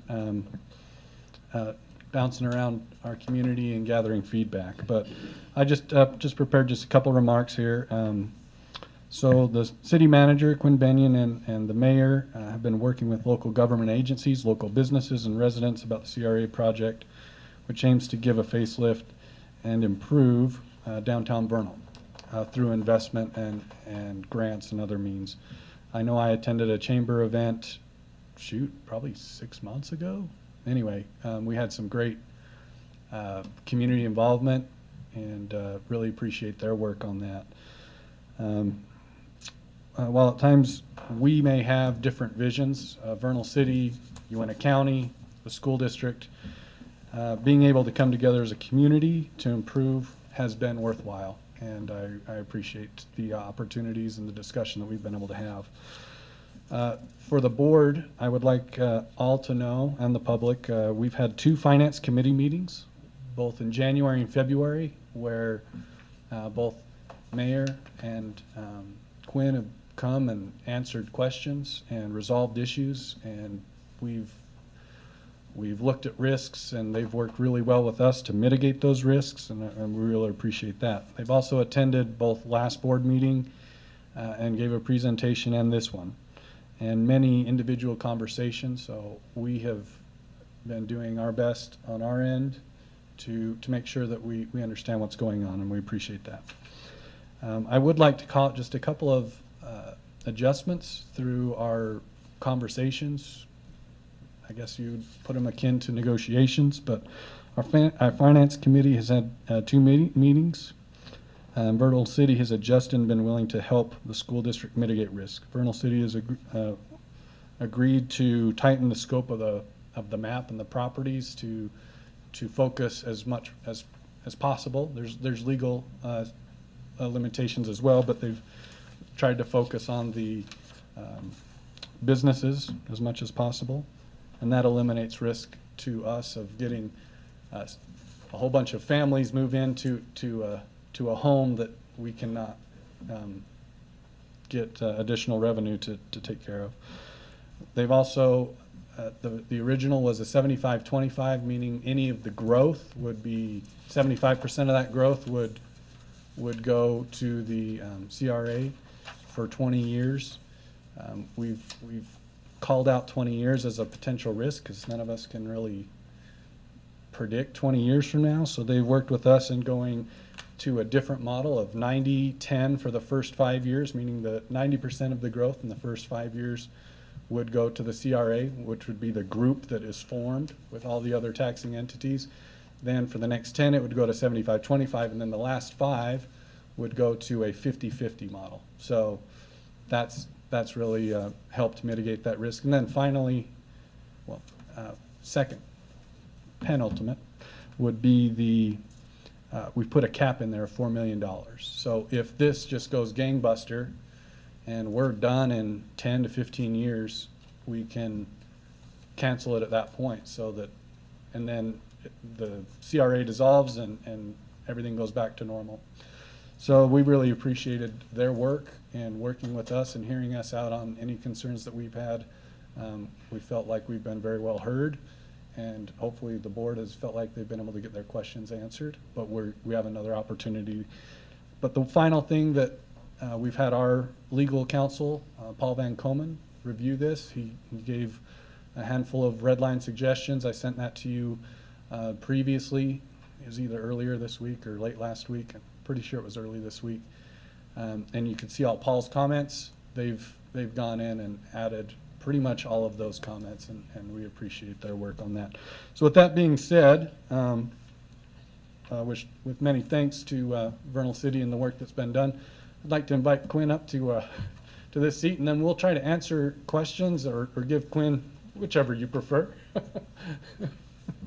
All right. So we'll turn the time over to questions, and whether it be to me or Quinn. Yeah, thank you again for providing the attention and your time. Your primary focus is providing quality, great education for our communities, and we really appreciate that. And it's somewhat rare that you dabble into economic development. So the CRA, the Community Reinvestment Area, is enabled by state law to look at areas that need additional focus or help. And so, again, we appreciate all the dialogue that's gone back and forth. I do have the full presentation from last time, but we don't, unless you want that again, you don't have time for it anyway. A couple things that came up in the meeting, questions that have come up that I want to add a few more perspectives on. One, in the Finance Committee, we talked about the CRA area, and it's, again, primarily the right downtown, and it represents about 3% of your total taxable area. Again, we're not trying to minimize that at all, but just to put it in perspective. In the CRA right now, the taxable value is 118.8 million. And so again, that represents 3% of your entire taxable value. And right now, the properties that are within the CRA pay around $850,000 a year in property taxes to the school district. Of course, they pay taxes to mosquito abatement in city and county, but to the school district is about $850,000. And just to be clear and clear up a common misconception of a CRA, the $850,000 that's currently being paid would continue to be paid and allocated to the school district. So the funds we're talking about and are illustrated on page 2 in your packet are just the future growth, if growth occurs, which we're all going to work towards. It'd just be discussing of that future growth in taxes. Right now, the CRA, the taxable values within the CRA are decreasing. That is concerning to us. It should be concerning to every other taxing entity within the area. That not only shifts taxes to the other areas that aren't decreasing, but it just is not a good thing. We want it to at least stay stable, if not improve. And so that's really the primary, well, among many other purposes of revitalizing downtown, one of them is to reverse this trend of negative change or decrease in taxable value. Also of note, the numbers that you have on page 2 that show option 1 and option 2, and of course the interlocal agreement as it's written is, and we talked about with the Finance Committee, is the option 2, the 90, 75, 50. That's at 20 years. So if we look at those numbers, just remember that's at over a 20-year time period, because those are large. And then the full downtown plan and our funding sources, we are looking at all sorts of sources, and the CRA is only a portion of that. We've got 2 federal grants, and we'll have others. We've got state grants. 2 of them we've received already. UDOT is participating, and then the city general fund, city ARPA, county revitalization. So it's just a piece of the full picture. So anyway, that's sort of a few thoughts after thinking about some of the questions that came up in the Finance Committee in the last board meeting. Just a comment, so that the board members know, if it is your decision to approve this tonight, you have to approve an option 1 or an option 2. In the agreement, we only have. We took that out. We took that out. So Yep. Okay. So this was option 2. So if you were to go to page 2, if you go to page 2 of the agreement, of the contract, it lists it out, and we had that discussion, and up until just Today. probably a couple hours before, it had both options, so we were gonna have to do that, and then we were able to get a final draft with just. Okay, so if somebody on the board makes the motion to approve the CRA, As written. Just as it's is. set as option 2. Yep, thank you. Good- Yeah, and good and clarification. it's not that Dave. we felt like we had the power to take it out. It's just when you look at the option, Quinn brought up something I thought was really important, was we didn't want to squeeze every penny out of them as we could. We still want them to be successful with this downtown build. But the reality is by getting that first, or getting 90% that first 5 years, that's some incentive for the mayor and Quinn to really push as many businesses as they can into that and continue to get the grants and the necessary monies so that we get it. And then you look at that tail end when there's more money available, or more of these businesses have renovated, then that gives us a bigger portion. And I think it's, for me, that meant that I'm not making so much of a decision for the board that's coming in 10 years or so, that we've given them some leeway and some additional, we didn't hold them to that 25% all through this. We allowed them to say, oh, we're getting more as we are board members. And so this cuts us out as board members and still gives us an increase. But yet, Quinn, I think, does the city, I think you said the city council, mayor even agreed with that was probably a good incentive. The council has discussed the and this came up as a result of our discussions in Finance Committee, and I think it was new. I know when we talked to our CRA attorney in Salt Lake, he had heard of that approach before, but thought it was a very good approach. Well, and I think it minimizes, like Jason said, it minimizes our risk a little bit Yeah, because we can't predict what happens as well 15 years from now. So that's really helpful for us. Yeah. And that puts that cap on of that $4 million, Cap. which was, Made me some of our much more concern was, comfortable. Yeah. was what happens if this thing explodes, if the railroad helps it explode? And that's why the city went and said, okay, we'll put a cap. You know, we just asked a simple question, is, can it be a cap? And they came back, and so they've bent over backwards to meet every request we've had. And then Dave and I think at the last meeting felt like maybe we had squeezed and pushed a little too hard. And so we appreciate their effort in getting this to where we as a committee, as the chairman, I feel really confident that we've worked hard, or you have worked hard to get us where we need to be. So thank you.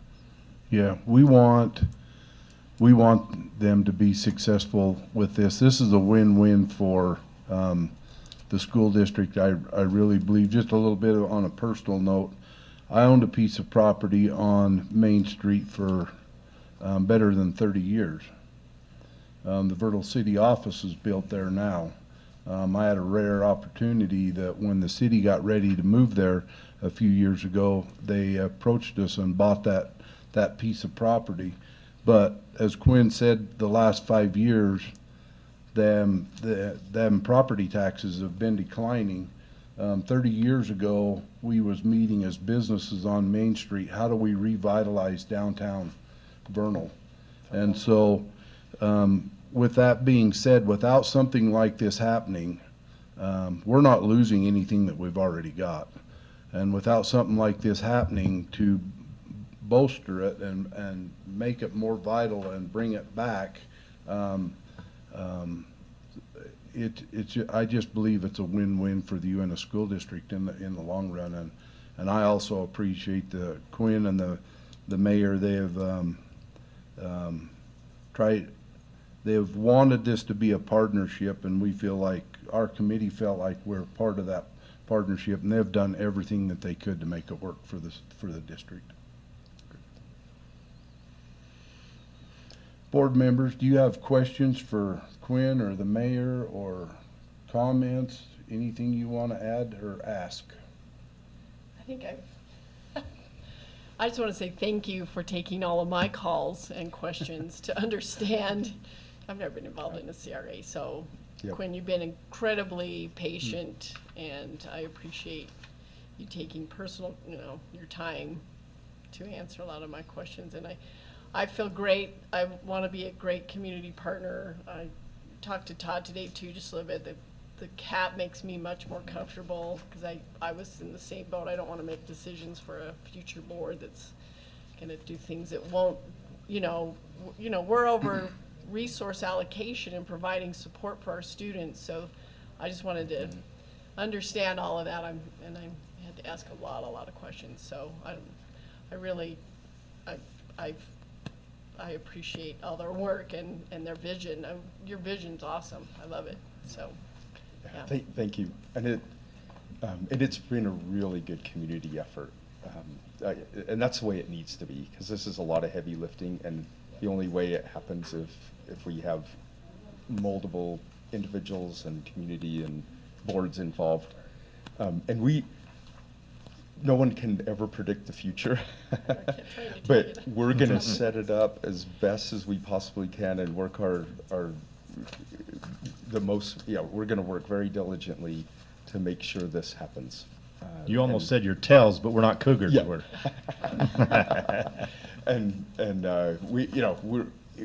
our goal, in fact, the estimate was a 19.5 million growth of the taxable value in that area in 20 years. I think we can beat that. I think we do a lot better than that.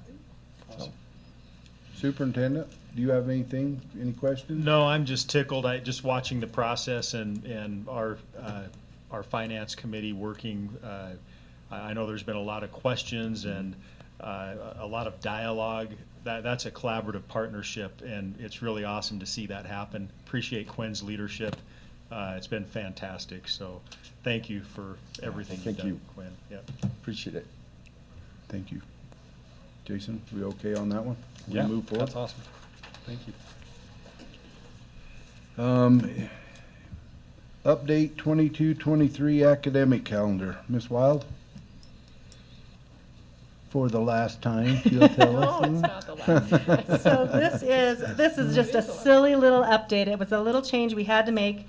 It doesn't, I don't think it requires you to reapprove the calendar, but if you'll look at the calendar in your packet on April, the spring break week, the original calendar that you approved, that pink day, that's on the 10th, the original one was on the 14th. And we had to switch those two around, that possible makeup snow day that we know we probably won't be doing, right? We rarely have a snow day, and we've already decided that if we do have an emergency snow day, we can go remote, right?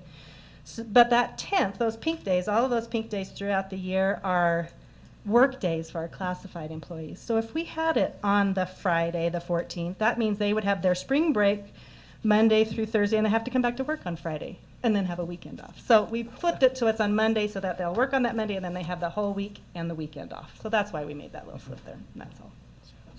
Questions? Any questions for the board? Nobody would dare not support that. Thanks. Enrollment projections. Jason? Yeah, President, I just want to just ask, I had a presentation for this. We're starting to flirt with the end of this meeting. How much time do I have on this? I'll try to make it as quick or as... Board, can we give up our committee reports for Jason's projections? We sure can. Okay, thank you, guys. There you go. All right. That still limits you though, I Jason. know. So he left that open, so anything less than 5 minutes is great. I'll go as quickly as possible. Enrollment projections are a key performance indicator. KPIs are tossed around many different industries, but this happens to be one of our biggest indicators. So I want to go fast, but I do want the you guys to see where I'm coming from on this. I'm going to share the screen. I tested this before. It worked. And it's not there. You know what? I am so tired. He of really this. did test it earlier. There we go. Let's get this figured out, but now I can't see. Okay. Can you mirror your screen? Yeah, I'm just gonna talk to myself here, and it looks like it's picking me up as well. All right, so overview, projecting student enrollment for next year. Our student enrollment projections are really quite simple. It's based off of the kids that we have in school this year. We roll them forward, and we project what kindergarten's going to be. It's pretty simple, right? You take the kids who are there, move them forward a grade, and we go from there. Now, in the past, probably the past 5 to 7 years from when that economic downturn started, we've always reduced at least 2% of our student population each year. I've held it flat this year, and there's a few reasons why, and we'll see how well these projections go. But one is the local economy. Oh, whoops, I'm not quite there. So I've already gone through the traditional methods. COVID-19, we lost over 300 students. We picked up 150, so essentially half of them we got back. So, which leads me to think that there's still some more out there that we can target and prove through, we need to have the trust and prove that we're trustworthy on educating kids. And I believe we have. There's a lot of wonderful things that we're doing in our school district. We've invested some of those ESSER monies for CKLA, which is a wonderful curriculum. We're going through, we're very process oriented and feel like we can do a really good job there. So we've got to compete, and we've talked about that as a board, and customer service, and really prove those things to the community. We've also gone and revamped our mission and vision, and so we just need to stay the path and get better at those items. The next thing is the real estate market has gone from an estimated 240 listings down to 23, as I've spoke with local realtors, Sonia Norton being one of them. She's always been a good person to call up and ask real estate questions about. However, we have not seen a large increase in our student population. So, which leads me to again wonder, you know, are we really getting them? So these are really just kind of rhetorical questions on what we can do. So can be thinking about those. I'm going to skip through these items here. This is the September 2021 data from the state, and it's really snapshots of our economy in these 3 months. We have very good data compared from the depths of April 2020 to now. We've come so far as a county, and there's a lot of people that need to be recognized for that. I don't have time to go through that now, but it's all of our community that's been working together to really. We've actually passed the national average, and we were below the national average in a lot of these areas. Here is our student enrollment. These are actual October 1 counts. So as you can see, you know, the waves of Uintah County. So 2015 on has been a little staggered. 2020 was the COVID year, and that's where we dropped the just over 300 students, and then in the 2021 we got just over half of them back.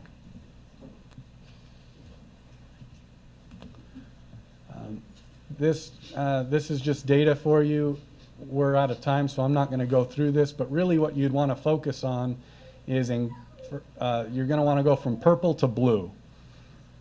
Purple was 2 years ago, kind of the COVID numbers, and then you'd go to the next grade and look at the blue bar, and you would see where we've got students back. So I'll just leave that for digestible data and information for the board. Here, this is by school, and you can see Yuan has this, Yuan and Ashley Valley, they went through a lot last year and need to be recognized for the work that they did in responding to this event. But a lot of those kids have gone back to in-person school and have been redistributed through all of our schools, and you can see that there.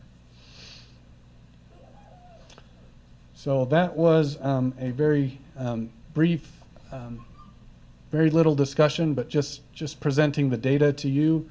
If you have any, I guess, Board President, I'll turn the time back to you. Just wanted to give that update on our student enrollment and projections. Board members, questions or comments for Jason? Not for me. Looks Other good. than thank you for putting this together, because it's always great to know. My projections are for next year that we're going to be 17 students less than this year, but I believe we've talked about this, strategies that we can do to tighten that bond and trust between community, and because we need the students, we need to be able to educate them to the best of our ability through these initiatives that we're doing, and we believe that they need us as well. So yeah, we want to get that 150 back plus. So. yeah.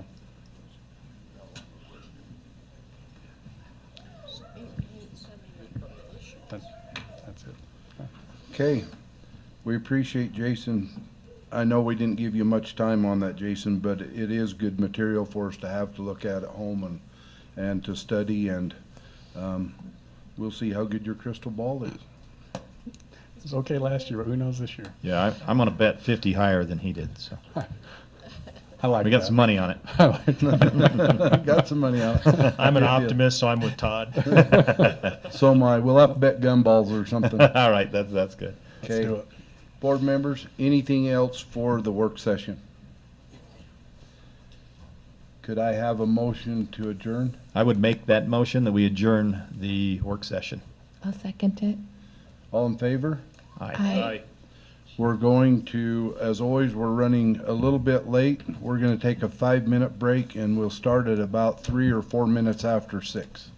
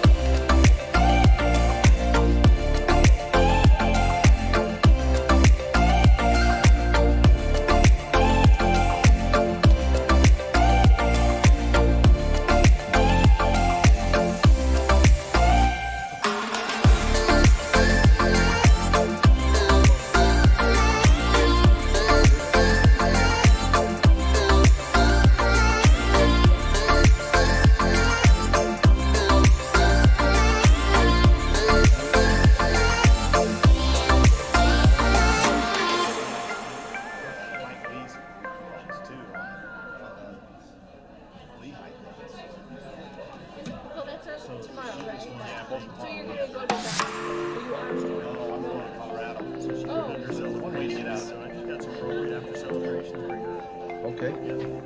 Fantastic.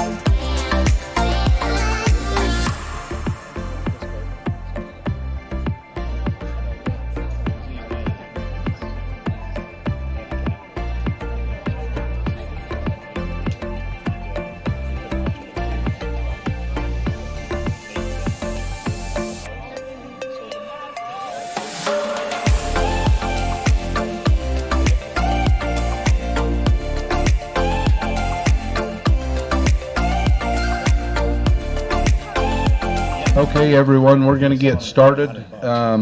We'll call our business meeting to order. We're a few minutes late. We apologize for that. We had a lot of things in the work session to take care of, so we welcome everyone here. Hope you feel welcome. Enjoy our new boardroom. I know we really enjoy it and the facilities here, and we're able to see somebody actually instead of sitting on the stage with the lights burning, sun burning the top of my bald head. We're celebrating today Robin's birthday, but we're not sure when it is, or do any of you have any idea how old she is? Oh, boy. She told us in the last meeting she was 29, and we're not sure if we believe her or not. You're getting off the agenda. Yeah, I'm getting off the agenda. Robin will straighten me out. We appreciate everyone being here. First, our reverence will be by Mary Polton. She's our social studies and criminal law at the high school, I believe. Is that correct? Yes. And two or three other things. One of them words I couldn't even pronounce, so I didn't write it down. But Robin did give it to me. And then we'll have a Pledge of Allegiance by our Uintah High School Student of the Month. Kara Monfredi. I hope I didn't crucify your name. So with that, Ms. Polton.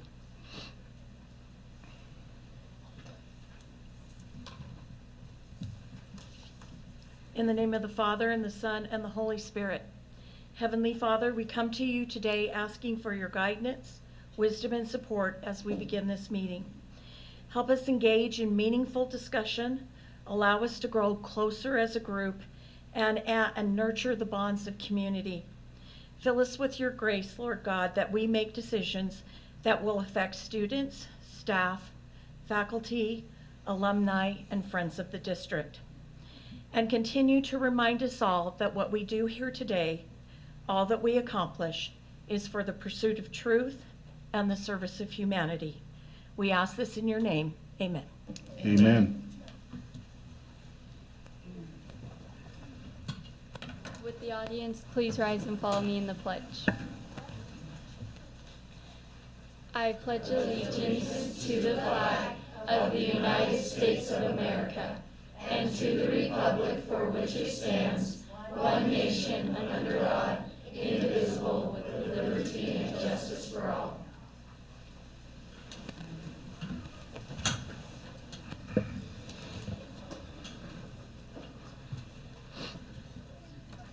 Okay, Kara, did I butcher your name? It was semi-close? Close enough? All right. Thank you for coming and doing that. Student Board Member Report, Bryson Allen. All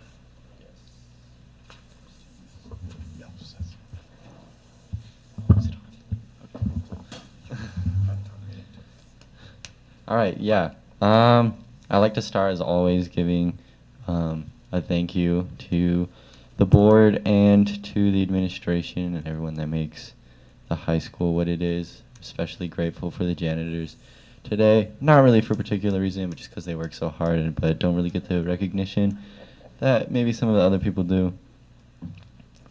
So, Sterling Scholars have been going on right now, and from what I understand, they have just finished composing their reports.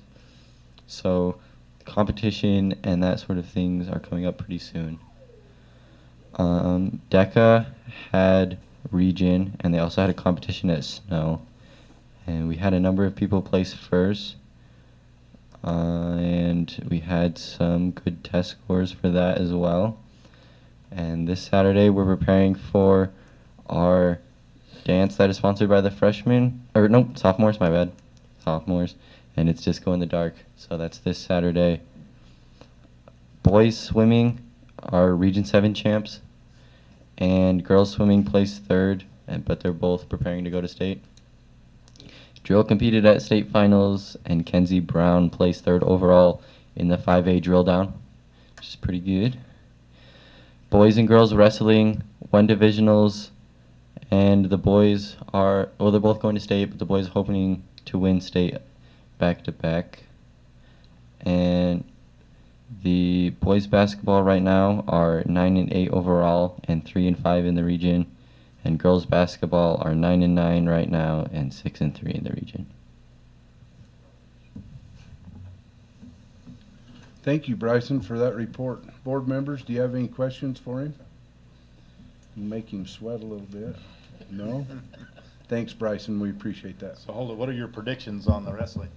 Oh, we're obviously gonna win because UIN is the best. And the girls, what about the girls? Yeah, the girls are gonna win too, obviously. Before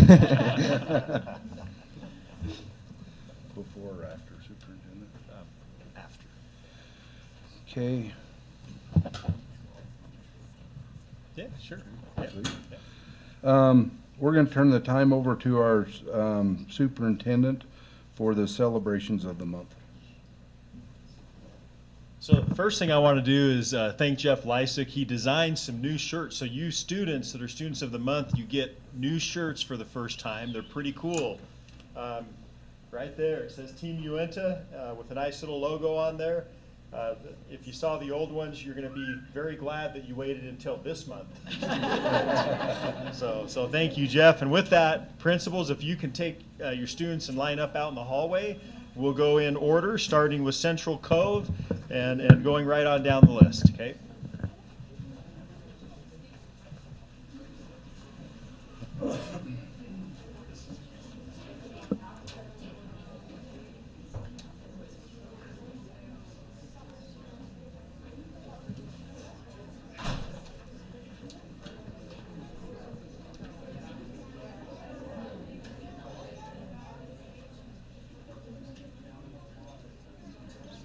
Are you guys okay with them facing the audience the way they have it? Yeah, it seems Okay, like good. they always turn around. I know, yeah, I didn't think so, yeah, I thought it was okay, so. It's a little timid.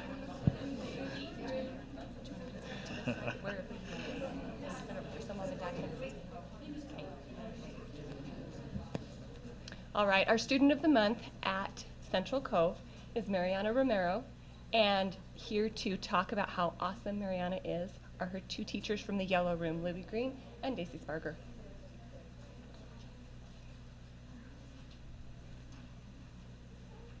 Had to write it down or I get nervous and forget what I'm going to say. Mariana is a great example to our class, and she's a good friend to everyone. She makes everybody feel welcome. She recognizes when others need help, and she helps them without ever being asked. And we have a little friend in our class that needs some extra help, and she knows just the perfect way to go and help him, but not do it for him. She just encourages him and helps him, and we feel so lucky to have her in our class. We just love her.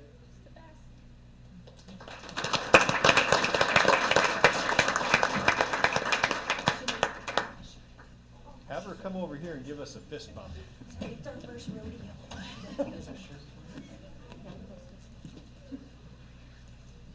Come Come on around here, give us a little fist bump. All right. Good job, Congratulations.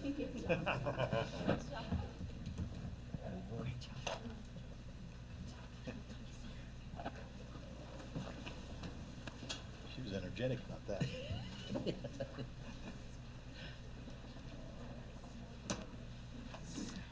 All right, our Ashley Elementary Student of the Month is our cute first grader, Ruby Owens. And I have the privilege of being her teacher, and I'll just say from day one, she has been a joy.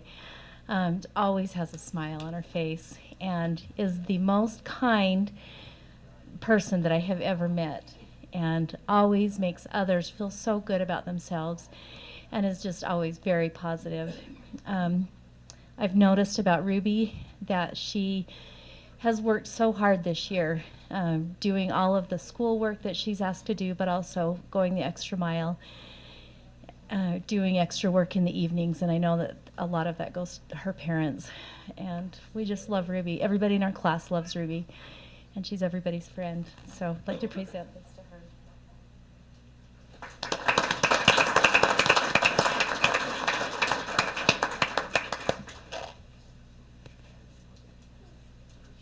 Ruby, come on over here and give us a fist bump.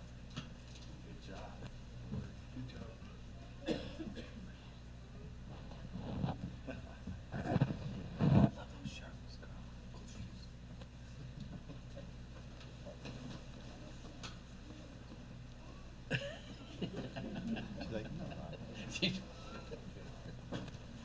Well,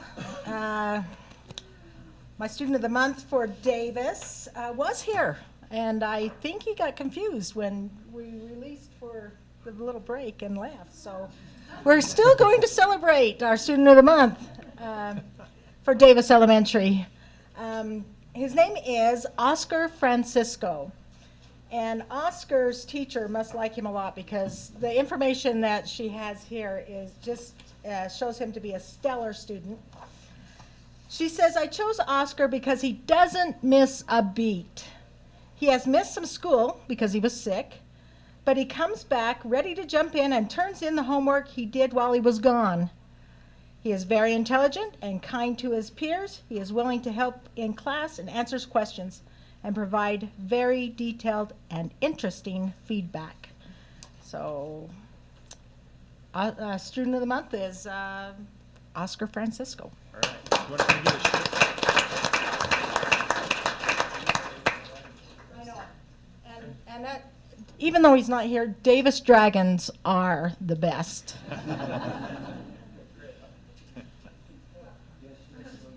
I'll send you a picture.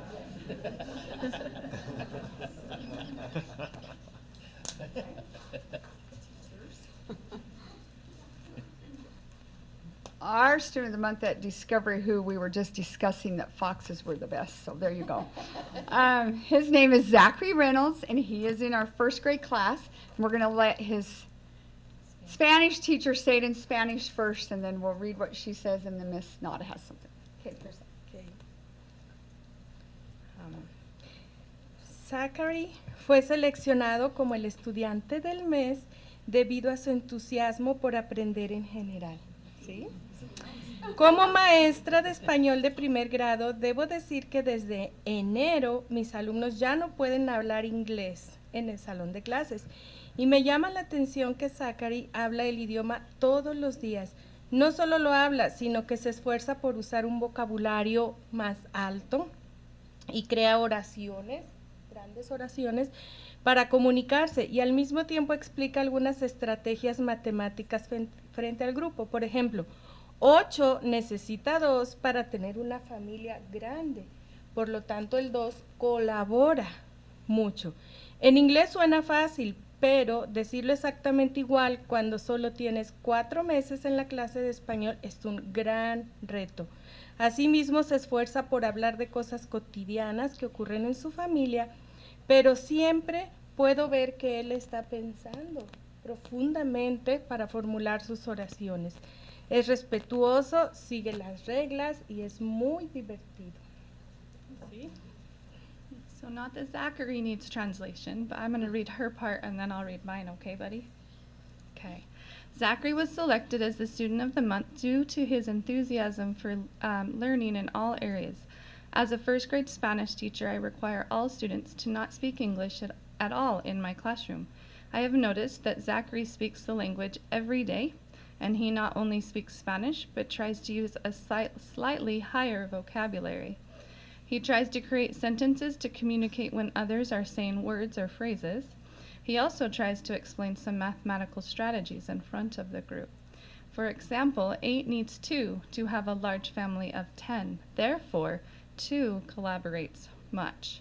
In English, it sounds easy, but saying it the same when you are only 4 months in a Spanish class is a great challenge.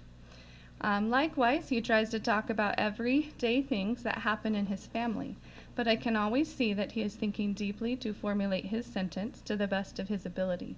He is also able to read in Spanish and has a good understanding of what he reads. He is also respectful, follows the rules, and is a fun boy. And I get him for the other half of the day. Zachary is everything Mrs. Rich has explained and more. He is so respectful of others. He is kind and caring to his classmates. Zachary is willing to help others, no matter what subject it is. He loves to read and reads exceptionally well. I love to listen to his answers because they are so thought out and insightful. Zachary is a joy to teach.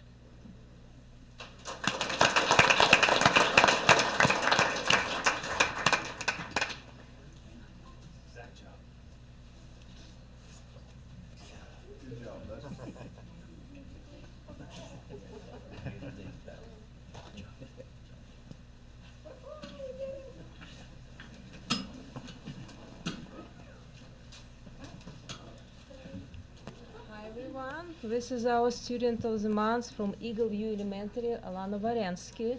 He is probably the best student in my classroom. It's such a joy to have him in the class. He always completes his work, always does extra work, very kind, very helpful, and very friendly with everyone. Just such a nice kid, and he is a student of the month.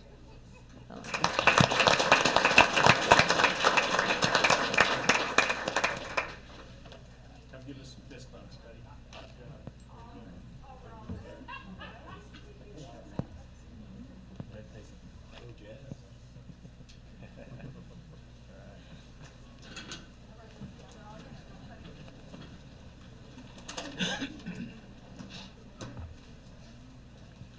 All right, for LaPointe Elementary this month, our student of the month is Jackson Woolley. And so I'll turn the time over to his teacher, Erica Firth, to tell lots of wonderful things about him.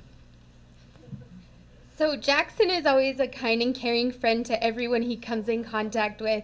He's always helping others if they don't understand, or even if he just gets finished first, I always find him going and helping somebody else.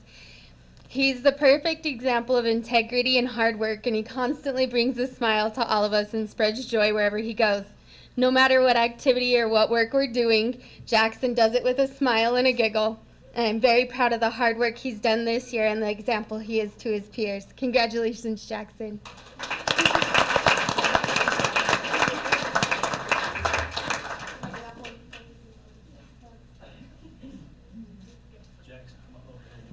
I like your boots, man. Good job.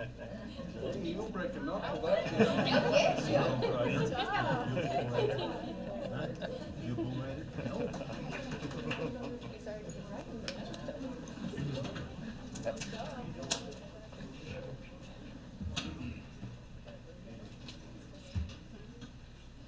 I'm Denise Williams. I'm the principal at Mazer, and I have Max Johnson, who's going to celebrate Julie. I'm going to say Andrews, but Julie Richards. So. Hey, this is Juliana Richards. She's a 5th grade student at Mazer Elementary. She's our student of the month for several reasons. She's very hardworking. She's a conscientious student that continues to set an excellent example for her classmates to follow. She does her best work and works hard on everything that she does. She sets herself some very high goals and then works very hard to achieve them. She's always willing to help out, and she is kind and caring to everyone, and we love having her in class.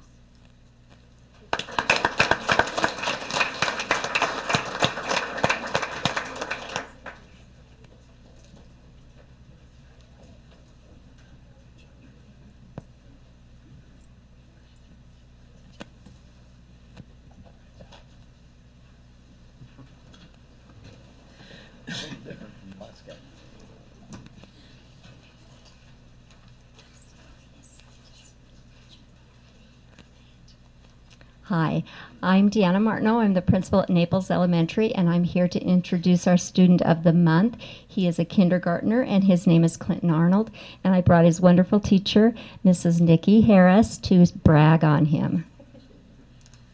All right. So we just love having Clinton in our class. Clinton tries his hardest every single day. He is a kind person, and all of his classmates love being in his presence. I regularly overhear him saying things such as, "You got this, buddy," or "You did an awesome job." Whenever we have a new student, I always know that they'll have a friend at recess or a buddy to play with in class. Whenever we're in a lesson, Clinton always exceeds any expectations in participation or any expectations we have for him. We're so lucky to have him in our class, and congratulations, Clinton.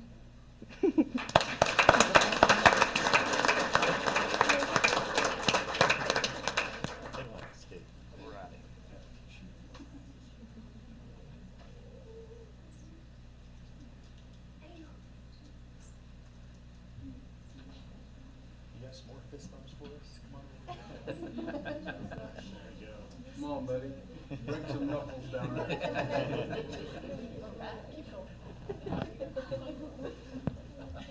Good job.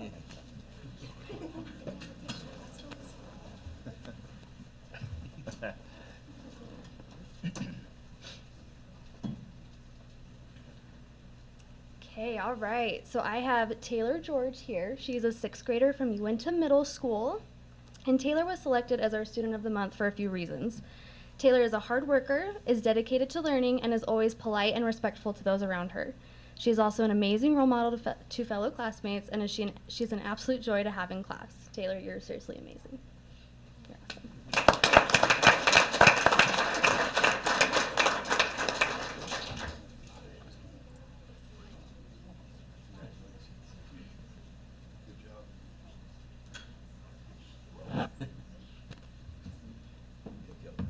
Get him more. Get him.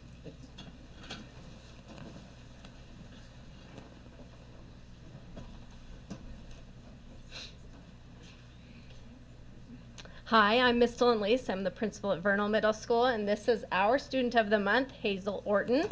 She's a 7th grader. When I announced to my faculty that she was our Student of the Month, I got several emails telling me why she was so deserving of this honor. Every single one of them said she's a hard worker, but I think this teacher put it best when she said, she always strives to do her best and isn't afraid of hard work. That's pretty awesome. Her goal this and next trimester is to make the honor roll, and she's right where she needs to be. I peeked at her grades right before we came in here. She's kind to other students and always has a smile on her face. She's a joy to work with and very deserving of this honor. Congratulations, Hazel.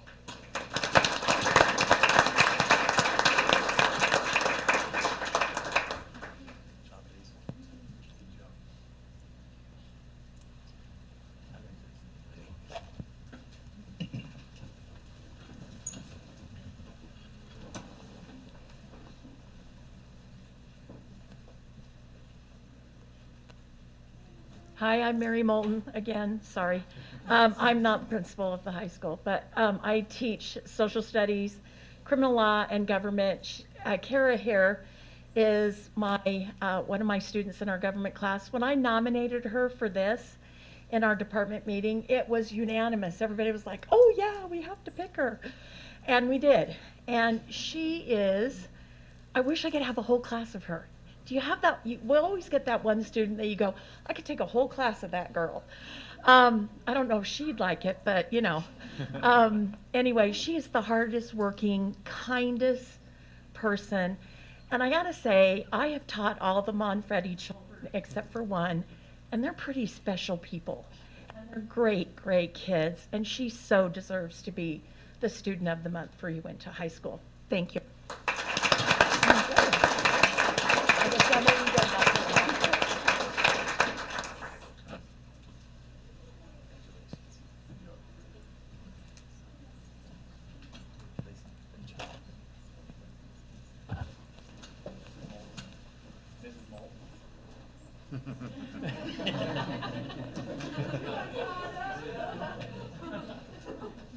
Hi, I'm Stephanie Abeda, and I'm from AVEC, Ashton Valley Education Center, and we nominated Katie Surrey, and when we nominated her, everybody was unanimous and eager and excited to see her do it.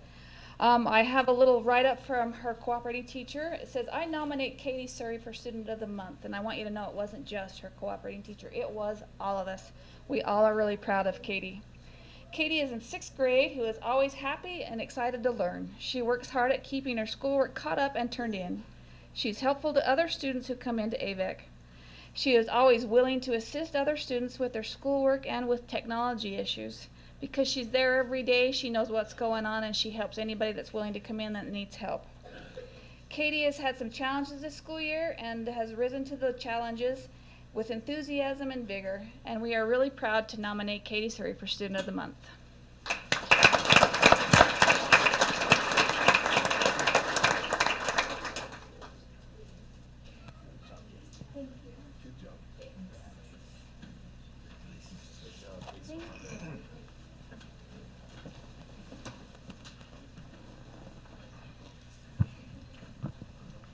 Okay, looks like that's everyone. Just want to real quick thank all of the parents.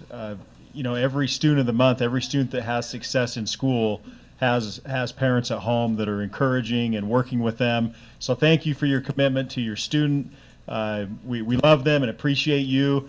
And I'm sure you guys don't want to stay for the rest of the board meeting. So if you do, you're welcome, but you can be excused at this point. President, back to you. Thanks, Superintendent. We're going to do some fun stuff. You don't all need to run off. You hanging around? This is your time. I don't know. This is your chance. I need a date this weekend. You're not going to offend us. It's like I haven't figured out still. I don't know. Hey, take care. Thanks. Bryson, are you going? Yeah. Thank you. Sneak out. Thank you. He's got a date. He's got to go. Pin down, I think he said. I'm not sure if he meant pin down or pin down the date. I think he's going to ask. Just leave it at that. Let's just stop I think he's asking. Robin's having a fit because it's a school night. Yeah, I am. Just asking. All right. Okay, with that being said, Wendy Johnson has asked to address the board and signed up for that, so we'll turn the time over to her. You put down that we had to put a thing, and this is the only place that there was a celebration. So this is where you get me. And so I am vice president of the association, and we just wanted to approach the board and tell you guys that we appreciate your Fridays, that the remote learning has given, I know as an elementary teacher, us a lot of time to be able to plan and prep for the CKLA things, for the extra remote learning that we're doing and giving our students. We appreciate that time. We know it was a hard decision to make. Please, if there's any possibility, try and figure out some corner of the day that we can keep some of that time after the 6 weeks comes up, because it is very much appreciated, and we know that it was a really hard decision, so thank you. We did do a survey this last month with our teachers, and that was the #1 thing that was said, was that we need more prep time to be able to do things for our class and for our kids. So thank you. Thank you, Wendy. Jason, do you need this, I believe? Do we have on our radar when the 6 weeks is up? You guys know. Yeah, it's coming. I don't have a date, but I'll get it for you.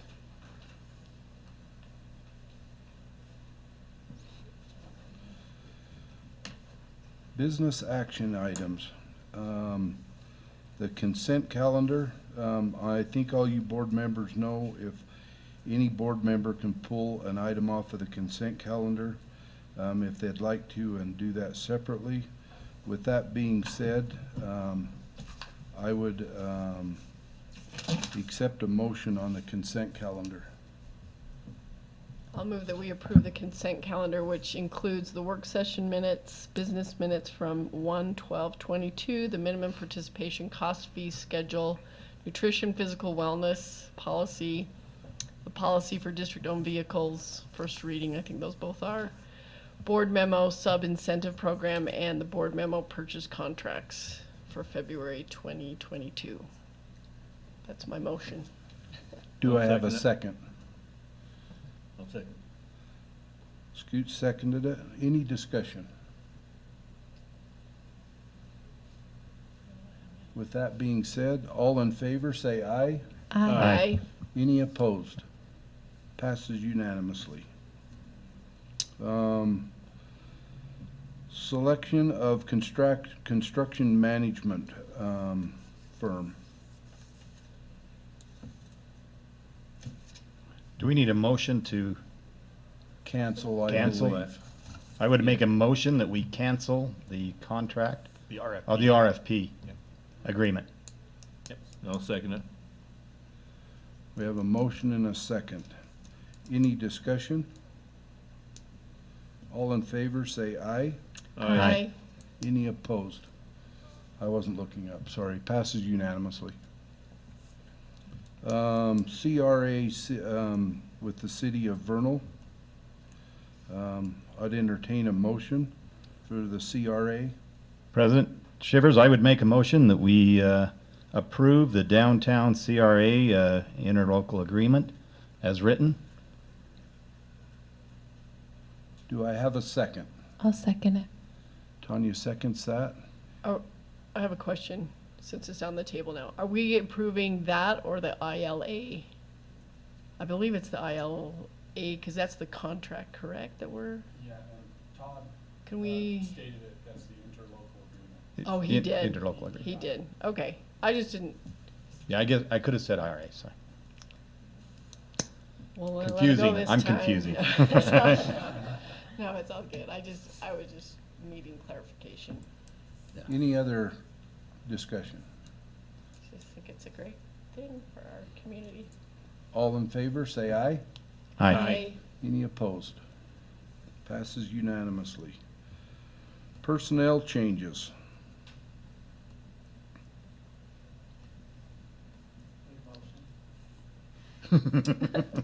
Don't we know them need a motion in a second and then turn it over to you, or right? We can do it either way, can't we? We can talk and then we can motion. They're all looking at me funny, I'm doing something backwards. No, Just you're lay it not. on me. Just call for a motion. Do we have a motion for personnel changes? Tanya, speak up here. Help me out. Sorry, that's the one thing I didn't look at yet. I will make a motion to approve the personnel changes. I would Do I have a second that second? motion. Okay. Thank you, Tanya, I appreciate that. It wasn't that I didn't trust you, I just hadn't looked at it. Yes, Todd was the second. As you can see in the memo, there's 15 new candidates for higher positions this month, with one extracurricular coaching position. And I would like to draw your attention to the 34 individuals that their employment will end at the date indicated. Of those, everyone from item 15 on are retiring at the end of the year, moving on, some starting families, different things that way. So those are we received through the letters of intent that we put out last month. So this is usually the month that we present those to you guys. So, but we're seeking approval of those new hires this month. Board members, do you have any questions for Rick on the personnel changes? Can we get all those teachers back as substitutes and mentors? They're amazing, the lot that bring institutional knowledge that's retiring here. After 60 days, we can. After 60 days. Well, I hope they're listening. All in favor, say aye. Aye. Aye. Just one informational item. It was brought up last month about the number of hires, and so I went back through the last 3 years in February, and we are, due to soft monies, there's about triple the number of new hires that we've had for the past 3 years. Thanks for your effort. I assumed you were busy, and you didn't increase staff, correct? So, thank you. President Shivers, I'd just like to make a comment. Rick shared some data with me today, and typically in a school year, you get about 3 or 4, maybe 5 new hires a month. We're now in a trend because of the soft monies associated with the pandemic. We're doing 12 to 15 almost every month. his department is just working extremely hard. I want to recognize him and his secretaries. They're doing excellent work, barely keeping their head above water. So we'll keep monitoring that situation, but it's been a long haul for them, and we appreciate them. Do we need a sub there as well? They probably think so. No. We need you here, Rick, sorry. Thanks, Rick, and tell your department thank you, will you?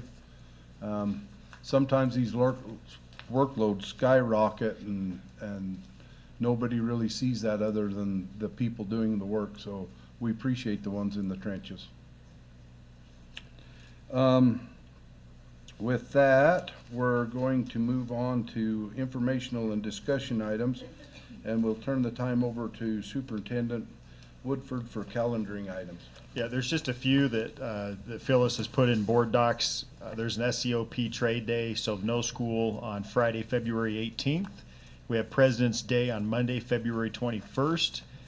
Mazer 4th and 5th grade versus local law enforcement in a dodgeball tournament. Man, when I was a 4th or 5th grader, I'd have a lot of fun doing that, playing dodgeball with police officers and resource officers. So that's pretty cool, a fun activity. They're going to do that on Friday. So who initiated that? I don't know. Denise? The student council did. Oh, so this has been done before, so great. Sounds like Is fun. it outside or inside? It's inside. Oh, I'd like to come see it. Yeah. It's good. Yeah. Maybe the kids as well. And then finally, we have AVEC has an at-risk conference sponsoring. They sponsor. It's Friday, April 8th, from 8 o'clock a.m. to 4 o'clock p.m. at the Uintah Conference Center, and looking forward to that as well. So I've got a few good things happening, and I don't try to include any of the sports activities. There's just so many. You'll have to go to those calendars with the high school to see all of that. But there's a lot of activities coming up. We're getting close to state divisionals, all of that, and so everybody over at the high school is pretty busy right now with activities. So it's good.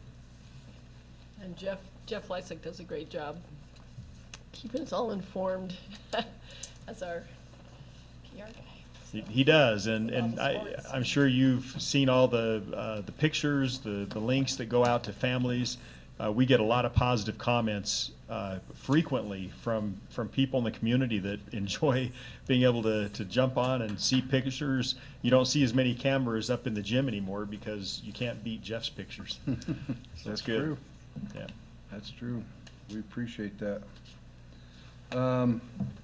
Superintendent, we'll move up to on to clarifications and items discussed during the meeting.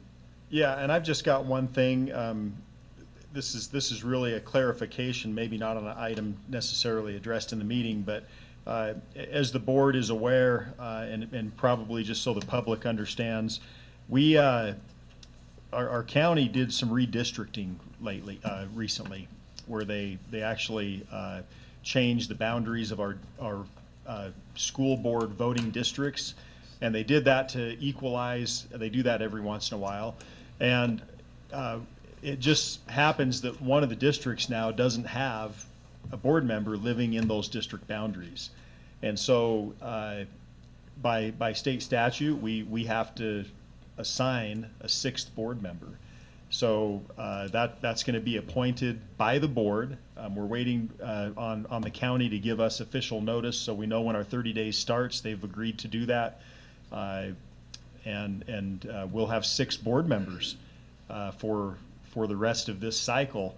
And Scoot, I believe that you have chosen to be the at-large member, correct? Now Dave and Scoot share a district, and Dave will be the incumbent. That's kind of a decision by Scoot then that he won't be the incumbent. We'll miss him dearly. He's been a great member and contributor to this board and to our school district when that time comes. And then, you might be thinking, well, what happens with a 6-member board when there's a 3-3 tie? So we researched that, and it's pretty simple. A majority now is 4. instead of 3, right? So for any changes to happen, there has to be a vote of 4 members. Likewise, there has to be 4 for a quorum. So really, it's like we're a 7-member board, only with 6 members. So if there's if there's a tie, there's just no action. Things stay the way they were before. Okay, does that clarify? Yes, we appreciate you digging in that. We had some questions on that earlier Yeah, today. yeah. Any questions about the redistricting? We will implement a process that's laid out by both. Well, it's in statute, but we've been directed by the Uintah School Board Association and their attorneys in terms of a step-by-step process with a timeline. So we will follow that as we move forward. All right, that was the question I was going to ask. I assume we'll have an open enrollment, I guess, if you'd call it, for those that are interested. And then that process, you know, I know how the city did theirs for that open seat. They actually interviewed those individuals in a city meeting. It In was an kind of open board interesting. meeting. Open board meeting. Which is this exact the same? Statute. That's what We we'll have to do the same, Todd. Okay. And I believe you have to interview all applicants, so we'll see who applies. And I told President Shivers this, that it's the superintendent would never do this. It'd be a conflict of interest, but certainly as board members, if you know people and you would want to encourage people to apply, that's well within your rights and responsibilities to have conversations with people. And I would encourage it, because the more applicants we get, the right fit, the more likely we're going to find somebody that's the right fit for this board. So just to clarify, that's District 2, Correct. and Yeah, it encompasses the center of town south. Is that right? Is that South 500. consistent with the? Yeah. No, it goes north a little ways as well. So. I think you have, that's, oh, yours is just green and mine's yellow. Yep, that's it, Robin. okay. And It's so, the blue district and on there. 5, The blue district on there? that's Todd.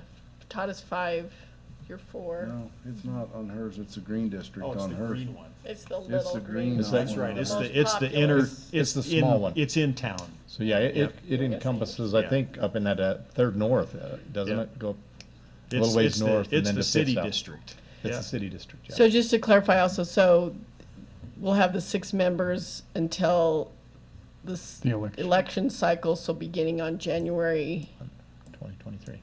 2023, January 1 or whenever the second, whatever they have, then we go back to 5. That's correct. Correct? Yeah. It just Yeah, the person though that you select will will be the stay, incumbent. incumbent has to run, Yes.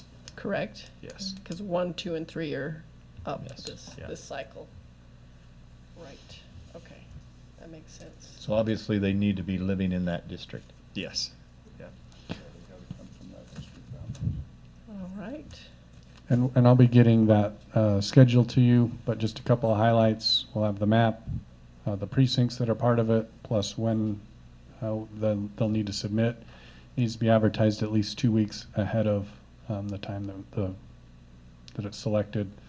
And we have So- to just come up with Okay. a date of when we want to do these interviews, so. One other thing, Jason, this just came to my mind. So the legislature on that, I think it's Senate Bill 170, We're changing the changing the date for the, so.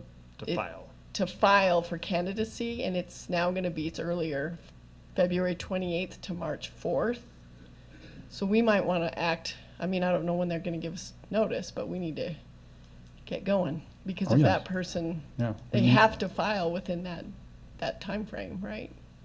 We'll get moving on it Yep. just as quickly as we will, and realistically, board will probably have to set another Special board meeting, meeting. special board meeting date.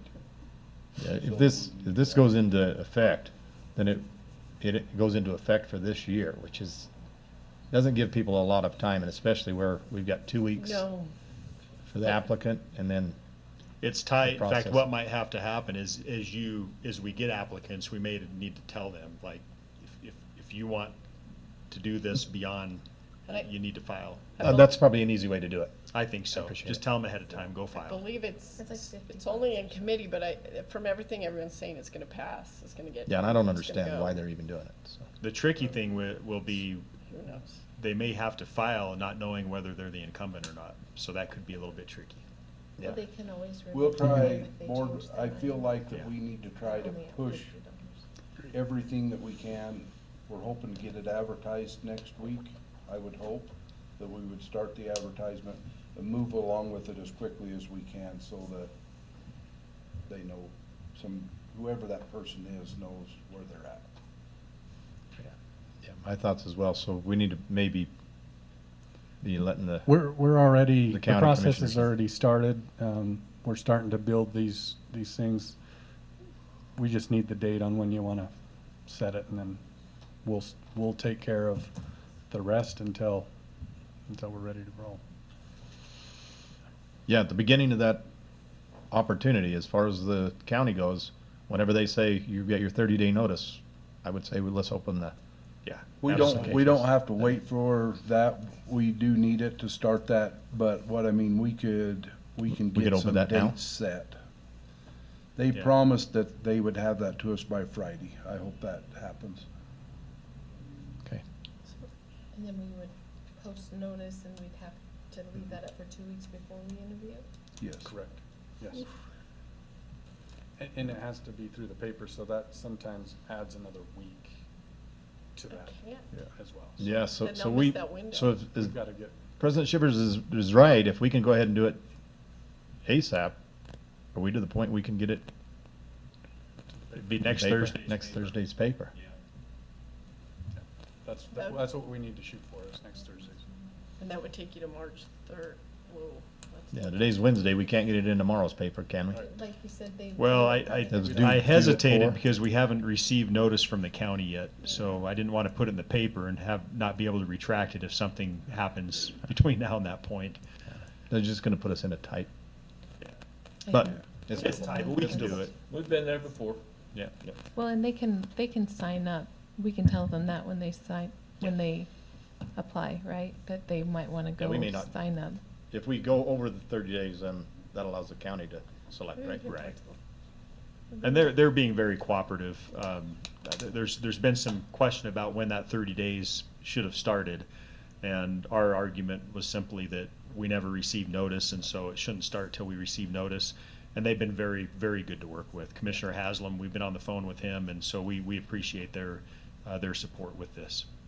Yeah, I think it's great that Have we reached out to the lieutenant governor's office too? Maybe just with our, I'm sure we're not the only rural district in this situation, honestly, because this was statewide, right? After the census came they out. just have so- to do it after every 10 years. 10 years, yeah. So I don't know, I just think maybe, if we're having trouble with the timeline, maybe we reach out, Well, reach out. we're as long as the county commissioners are cooperating nicely with us, then we're okay I'm on just the talking timeline. about that deadline. Yeah. She's worried about. I'm more So like they can register. Oh, to run that again? candidacy. You know, I think the. To be an yeah, incumbent? County Yeah. commissioners have been, Yeah. I don't know. We I don't know, might, just yeah, I didn't know lieutenant that's what governor. you're referring, but yeah, I we just was can talking sure about reach that. out. Yeah, you bet. Just a thought, We'll reach out. Yeah, because that's pretty tight. yeah, thank you. Superintendent, anything else you want to add to the meeting? No, I just, I just want to acknowledge again, we've had a lot of big initiatives, issues, things that have come up in the past 6 to 8 weeks, and I just stand amazed at, the workload that sometimes we put on you as board members, and we sure appreciate, the response. I mean, if anybody would ever question whether you five are here for the right reasons, I will tell you I see it every day. I thank you for your effort, your commitment to our students and staff. It's really been a joy. I thank you for what you do. Appreciate it. Thank you. Thanks, Superintendent, appreciate that. As well, I appreciate my fellow board members. They're really patient with me. I make lots of mistakes, but I want the staff sitting in this room tonight to know that, I talk about we're usually always all in an educational process. I am simply amazed at what goes on in this district. I continue to be amazed I just get to the point, and I've been here 3 years now, so I'm not a newbie anymore, but I am continually amazed. We'll have one board meeting and I think, well, we got things pretty settled out and we're off and flowing. Things will settle down and mellow out, and they don't. And I've decided that's just the norm here. And that's okay, because that keeps us excited and moving along. And but I want everybody in this room to know that we appreciate everyone. This board's had some big ideas. You've had big ideas. Our administrators have had big ideas. And I believe, I hope that we're making things better. And I think that will funnel down to our students. And I want you to know that we appreciate you, and we know how hard that you work. I see you all coming early and leaving late, and we appreciate that as a board, everybody working so hard to try to make things successful. We really appreciate that. And President, these are outstanding individuals out here. Yeah. They really are. They're a pleasure to work with, and they have our students' best interests at heart. I see evidence of that every day. They're selfless in what they do. So I too want to thank them for their efforts. So thank you. Yeah, thank you. Board members, I'm going to give you the last word. We're going to start with Todd and end with Robin, and then we're going to accept a motion to go. Great, thank you. I just wanted to mention real quick, I know we didn't have the time to talk committee, but we did get our MBA paid off, that debt paid off.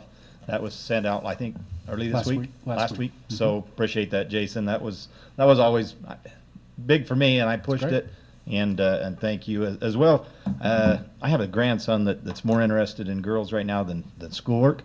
And so I brought him over to my house last weekend, and we worked on getting caught up. One of those classes was driver's ed, and we got to the point where his assignments were done, and in order to test, he had to have the teacher correct it. And this was a weekend, and I'm sure that teacher was off fishing or doing whatever he needed to do, spend time with family or whatever, but yet sent a request, and he responded, and that grandson was able to go in and test out so that he would not fail that class come the following Monday, and it kind of opened his eyes up, my eyes. I was the one that was assigned to kind of prod him along.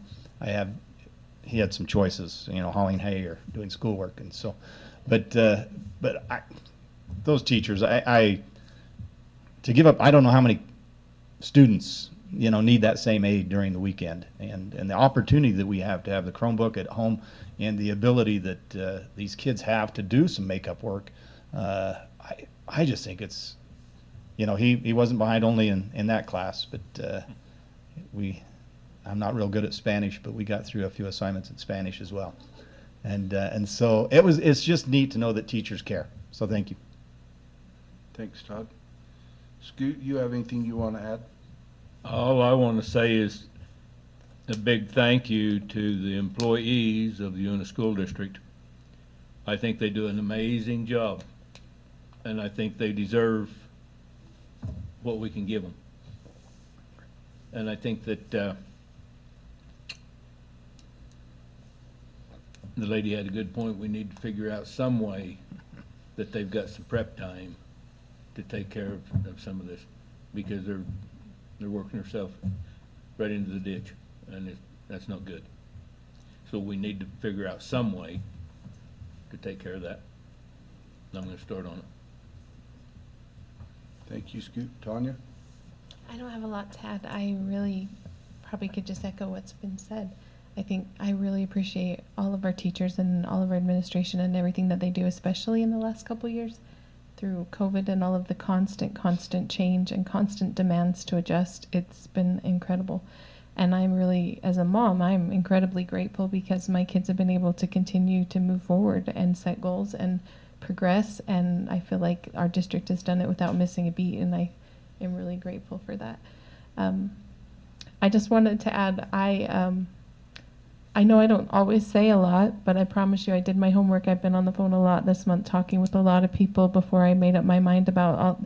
I think sometimes it looks so seamless up here because we are all in agreement by the time we get here, but there's been a lot of discussion for all of us, and I really appreciate Jason and the superintendent answering, and Rick answering our questions. I've had questions for all of them this month, and a lot of other people.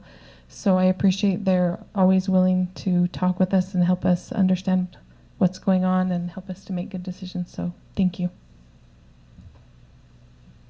Robin? I just always hate being the last one. Would you stop doing that? All right, so no, I was getting on my phone because I wanted to look up. If any of you have seen, I'm not a social media person at all, and I'm really trying to start to like things just a little. So I got on Sydney Dixon's, who's our USBE president, and she talks about, if you can, get on and look at the KP on TikTok. It's about our teachers need and deserve grace, important testimonial. And it's a teacher that talks about all the things that she did that day, and then said there's 50 other teachers that do this also in my building. I mean, and it's true. This is true life, and I see it too here in our district. So I just wanted to put a shout out for that. Also, Superintendent, you talked about our amazing administrators, and we talk about our teachers all the time retaining, but I hope we can retain our administrators as well, because I know that they're under a lot of pressures from so many places they get scrutinized, and I just want to tell them that those that really know and see what you do really appreciate you and appreciate all you do, because you're there for the right reasons. You're there for kids. You're not there for any other reason, because you wouldn't be in this profession. It's too hard without. And then last thing, I get like 3 things, right? I just have been able to, I don't know, this month, and I want to, Tanya does a lot of great homework. I want to thank you, Tanya, for calling me and bringing things to my attention as well. And everybody, I feel like I can call and talk to anyone on our board. But I've just been looking at our mission statement, our vision statement, our values, and our goals a lot this month. And I think I need to learn how to communicate that better to our community. So I appreciate the work we did as a board, and as well as collaboratively with the directors as well.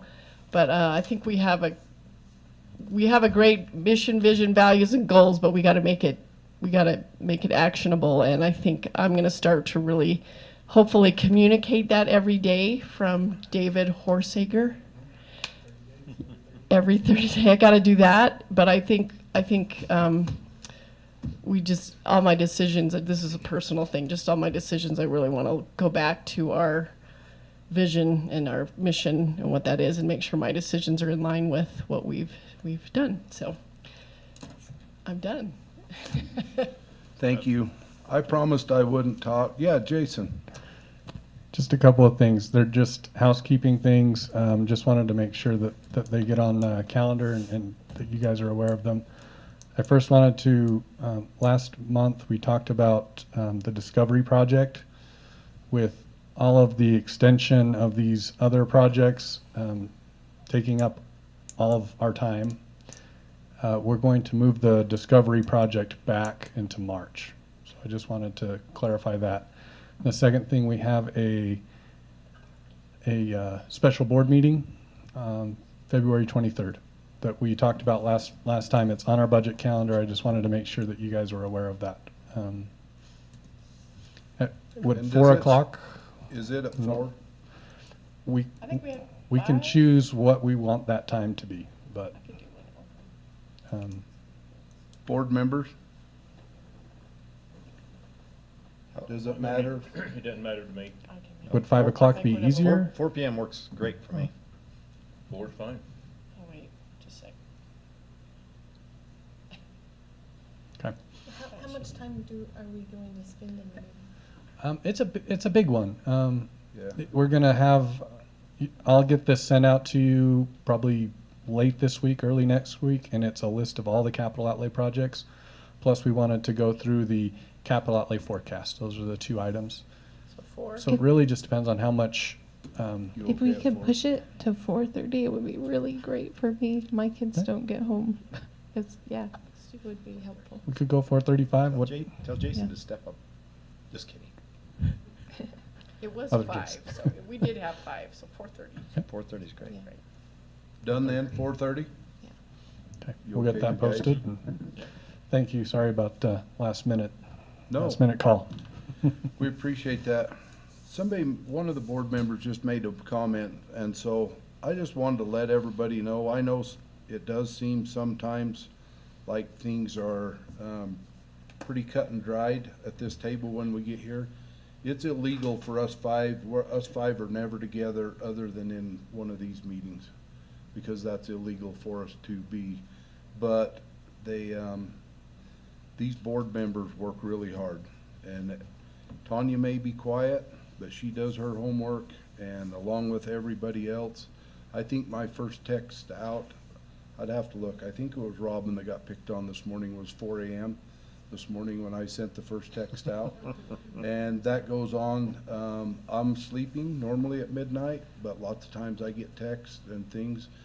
And so this board works every day really hard, and they get the questions answered, and our administration, we appreciate all of you.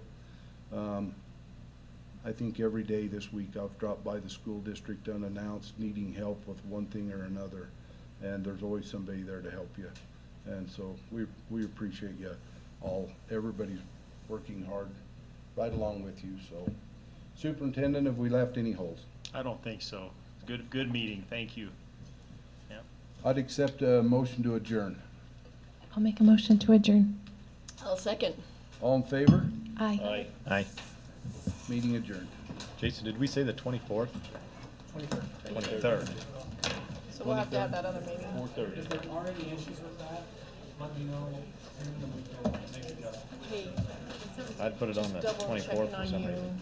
so That's kinda like me. Day late, dog go short. to that JLC. No, So it they- is the 23rd. I gotta get out of here and kind of play cornhole. We may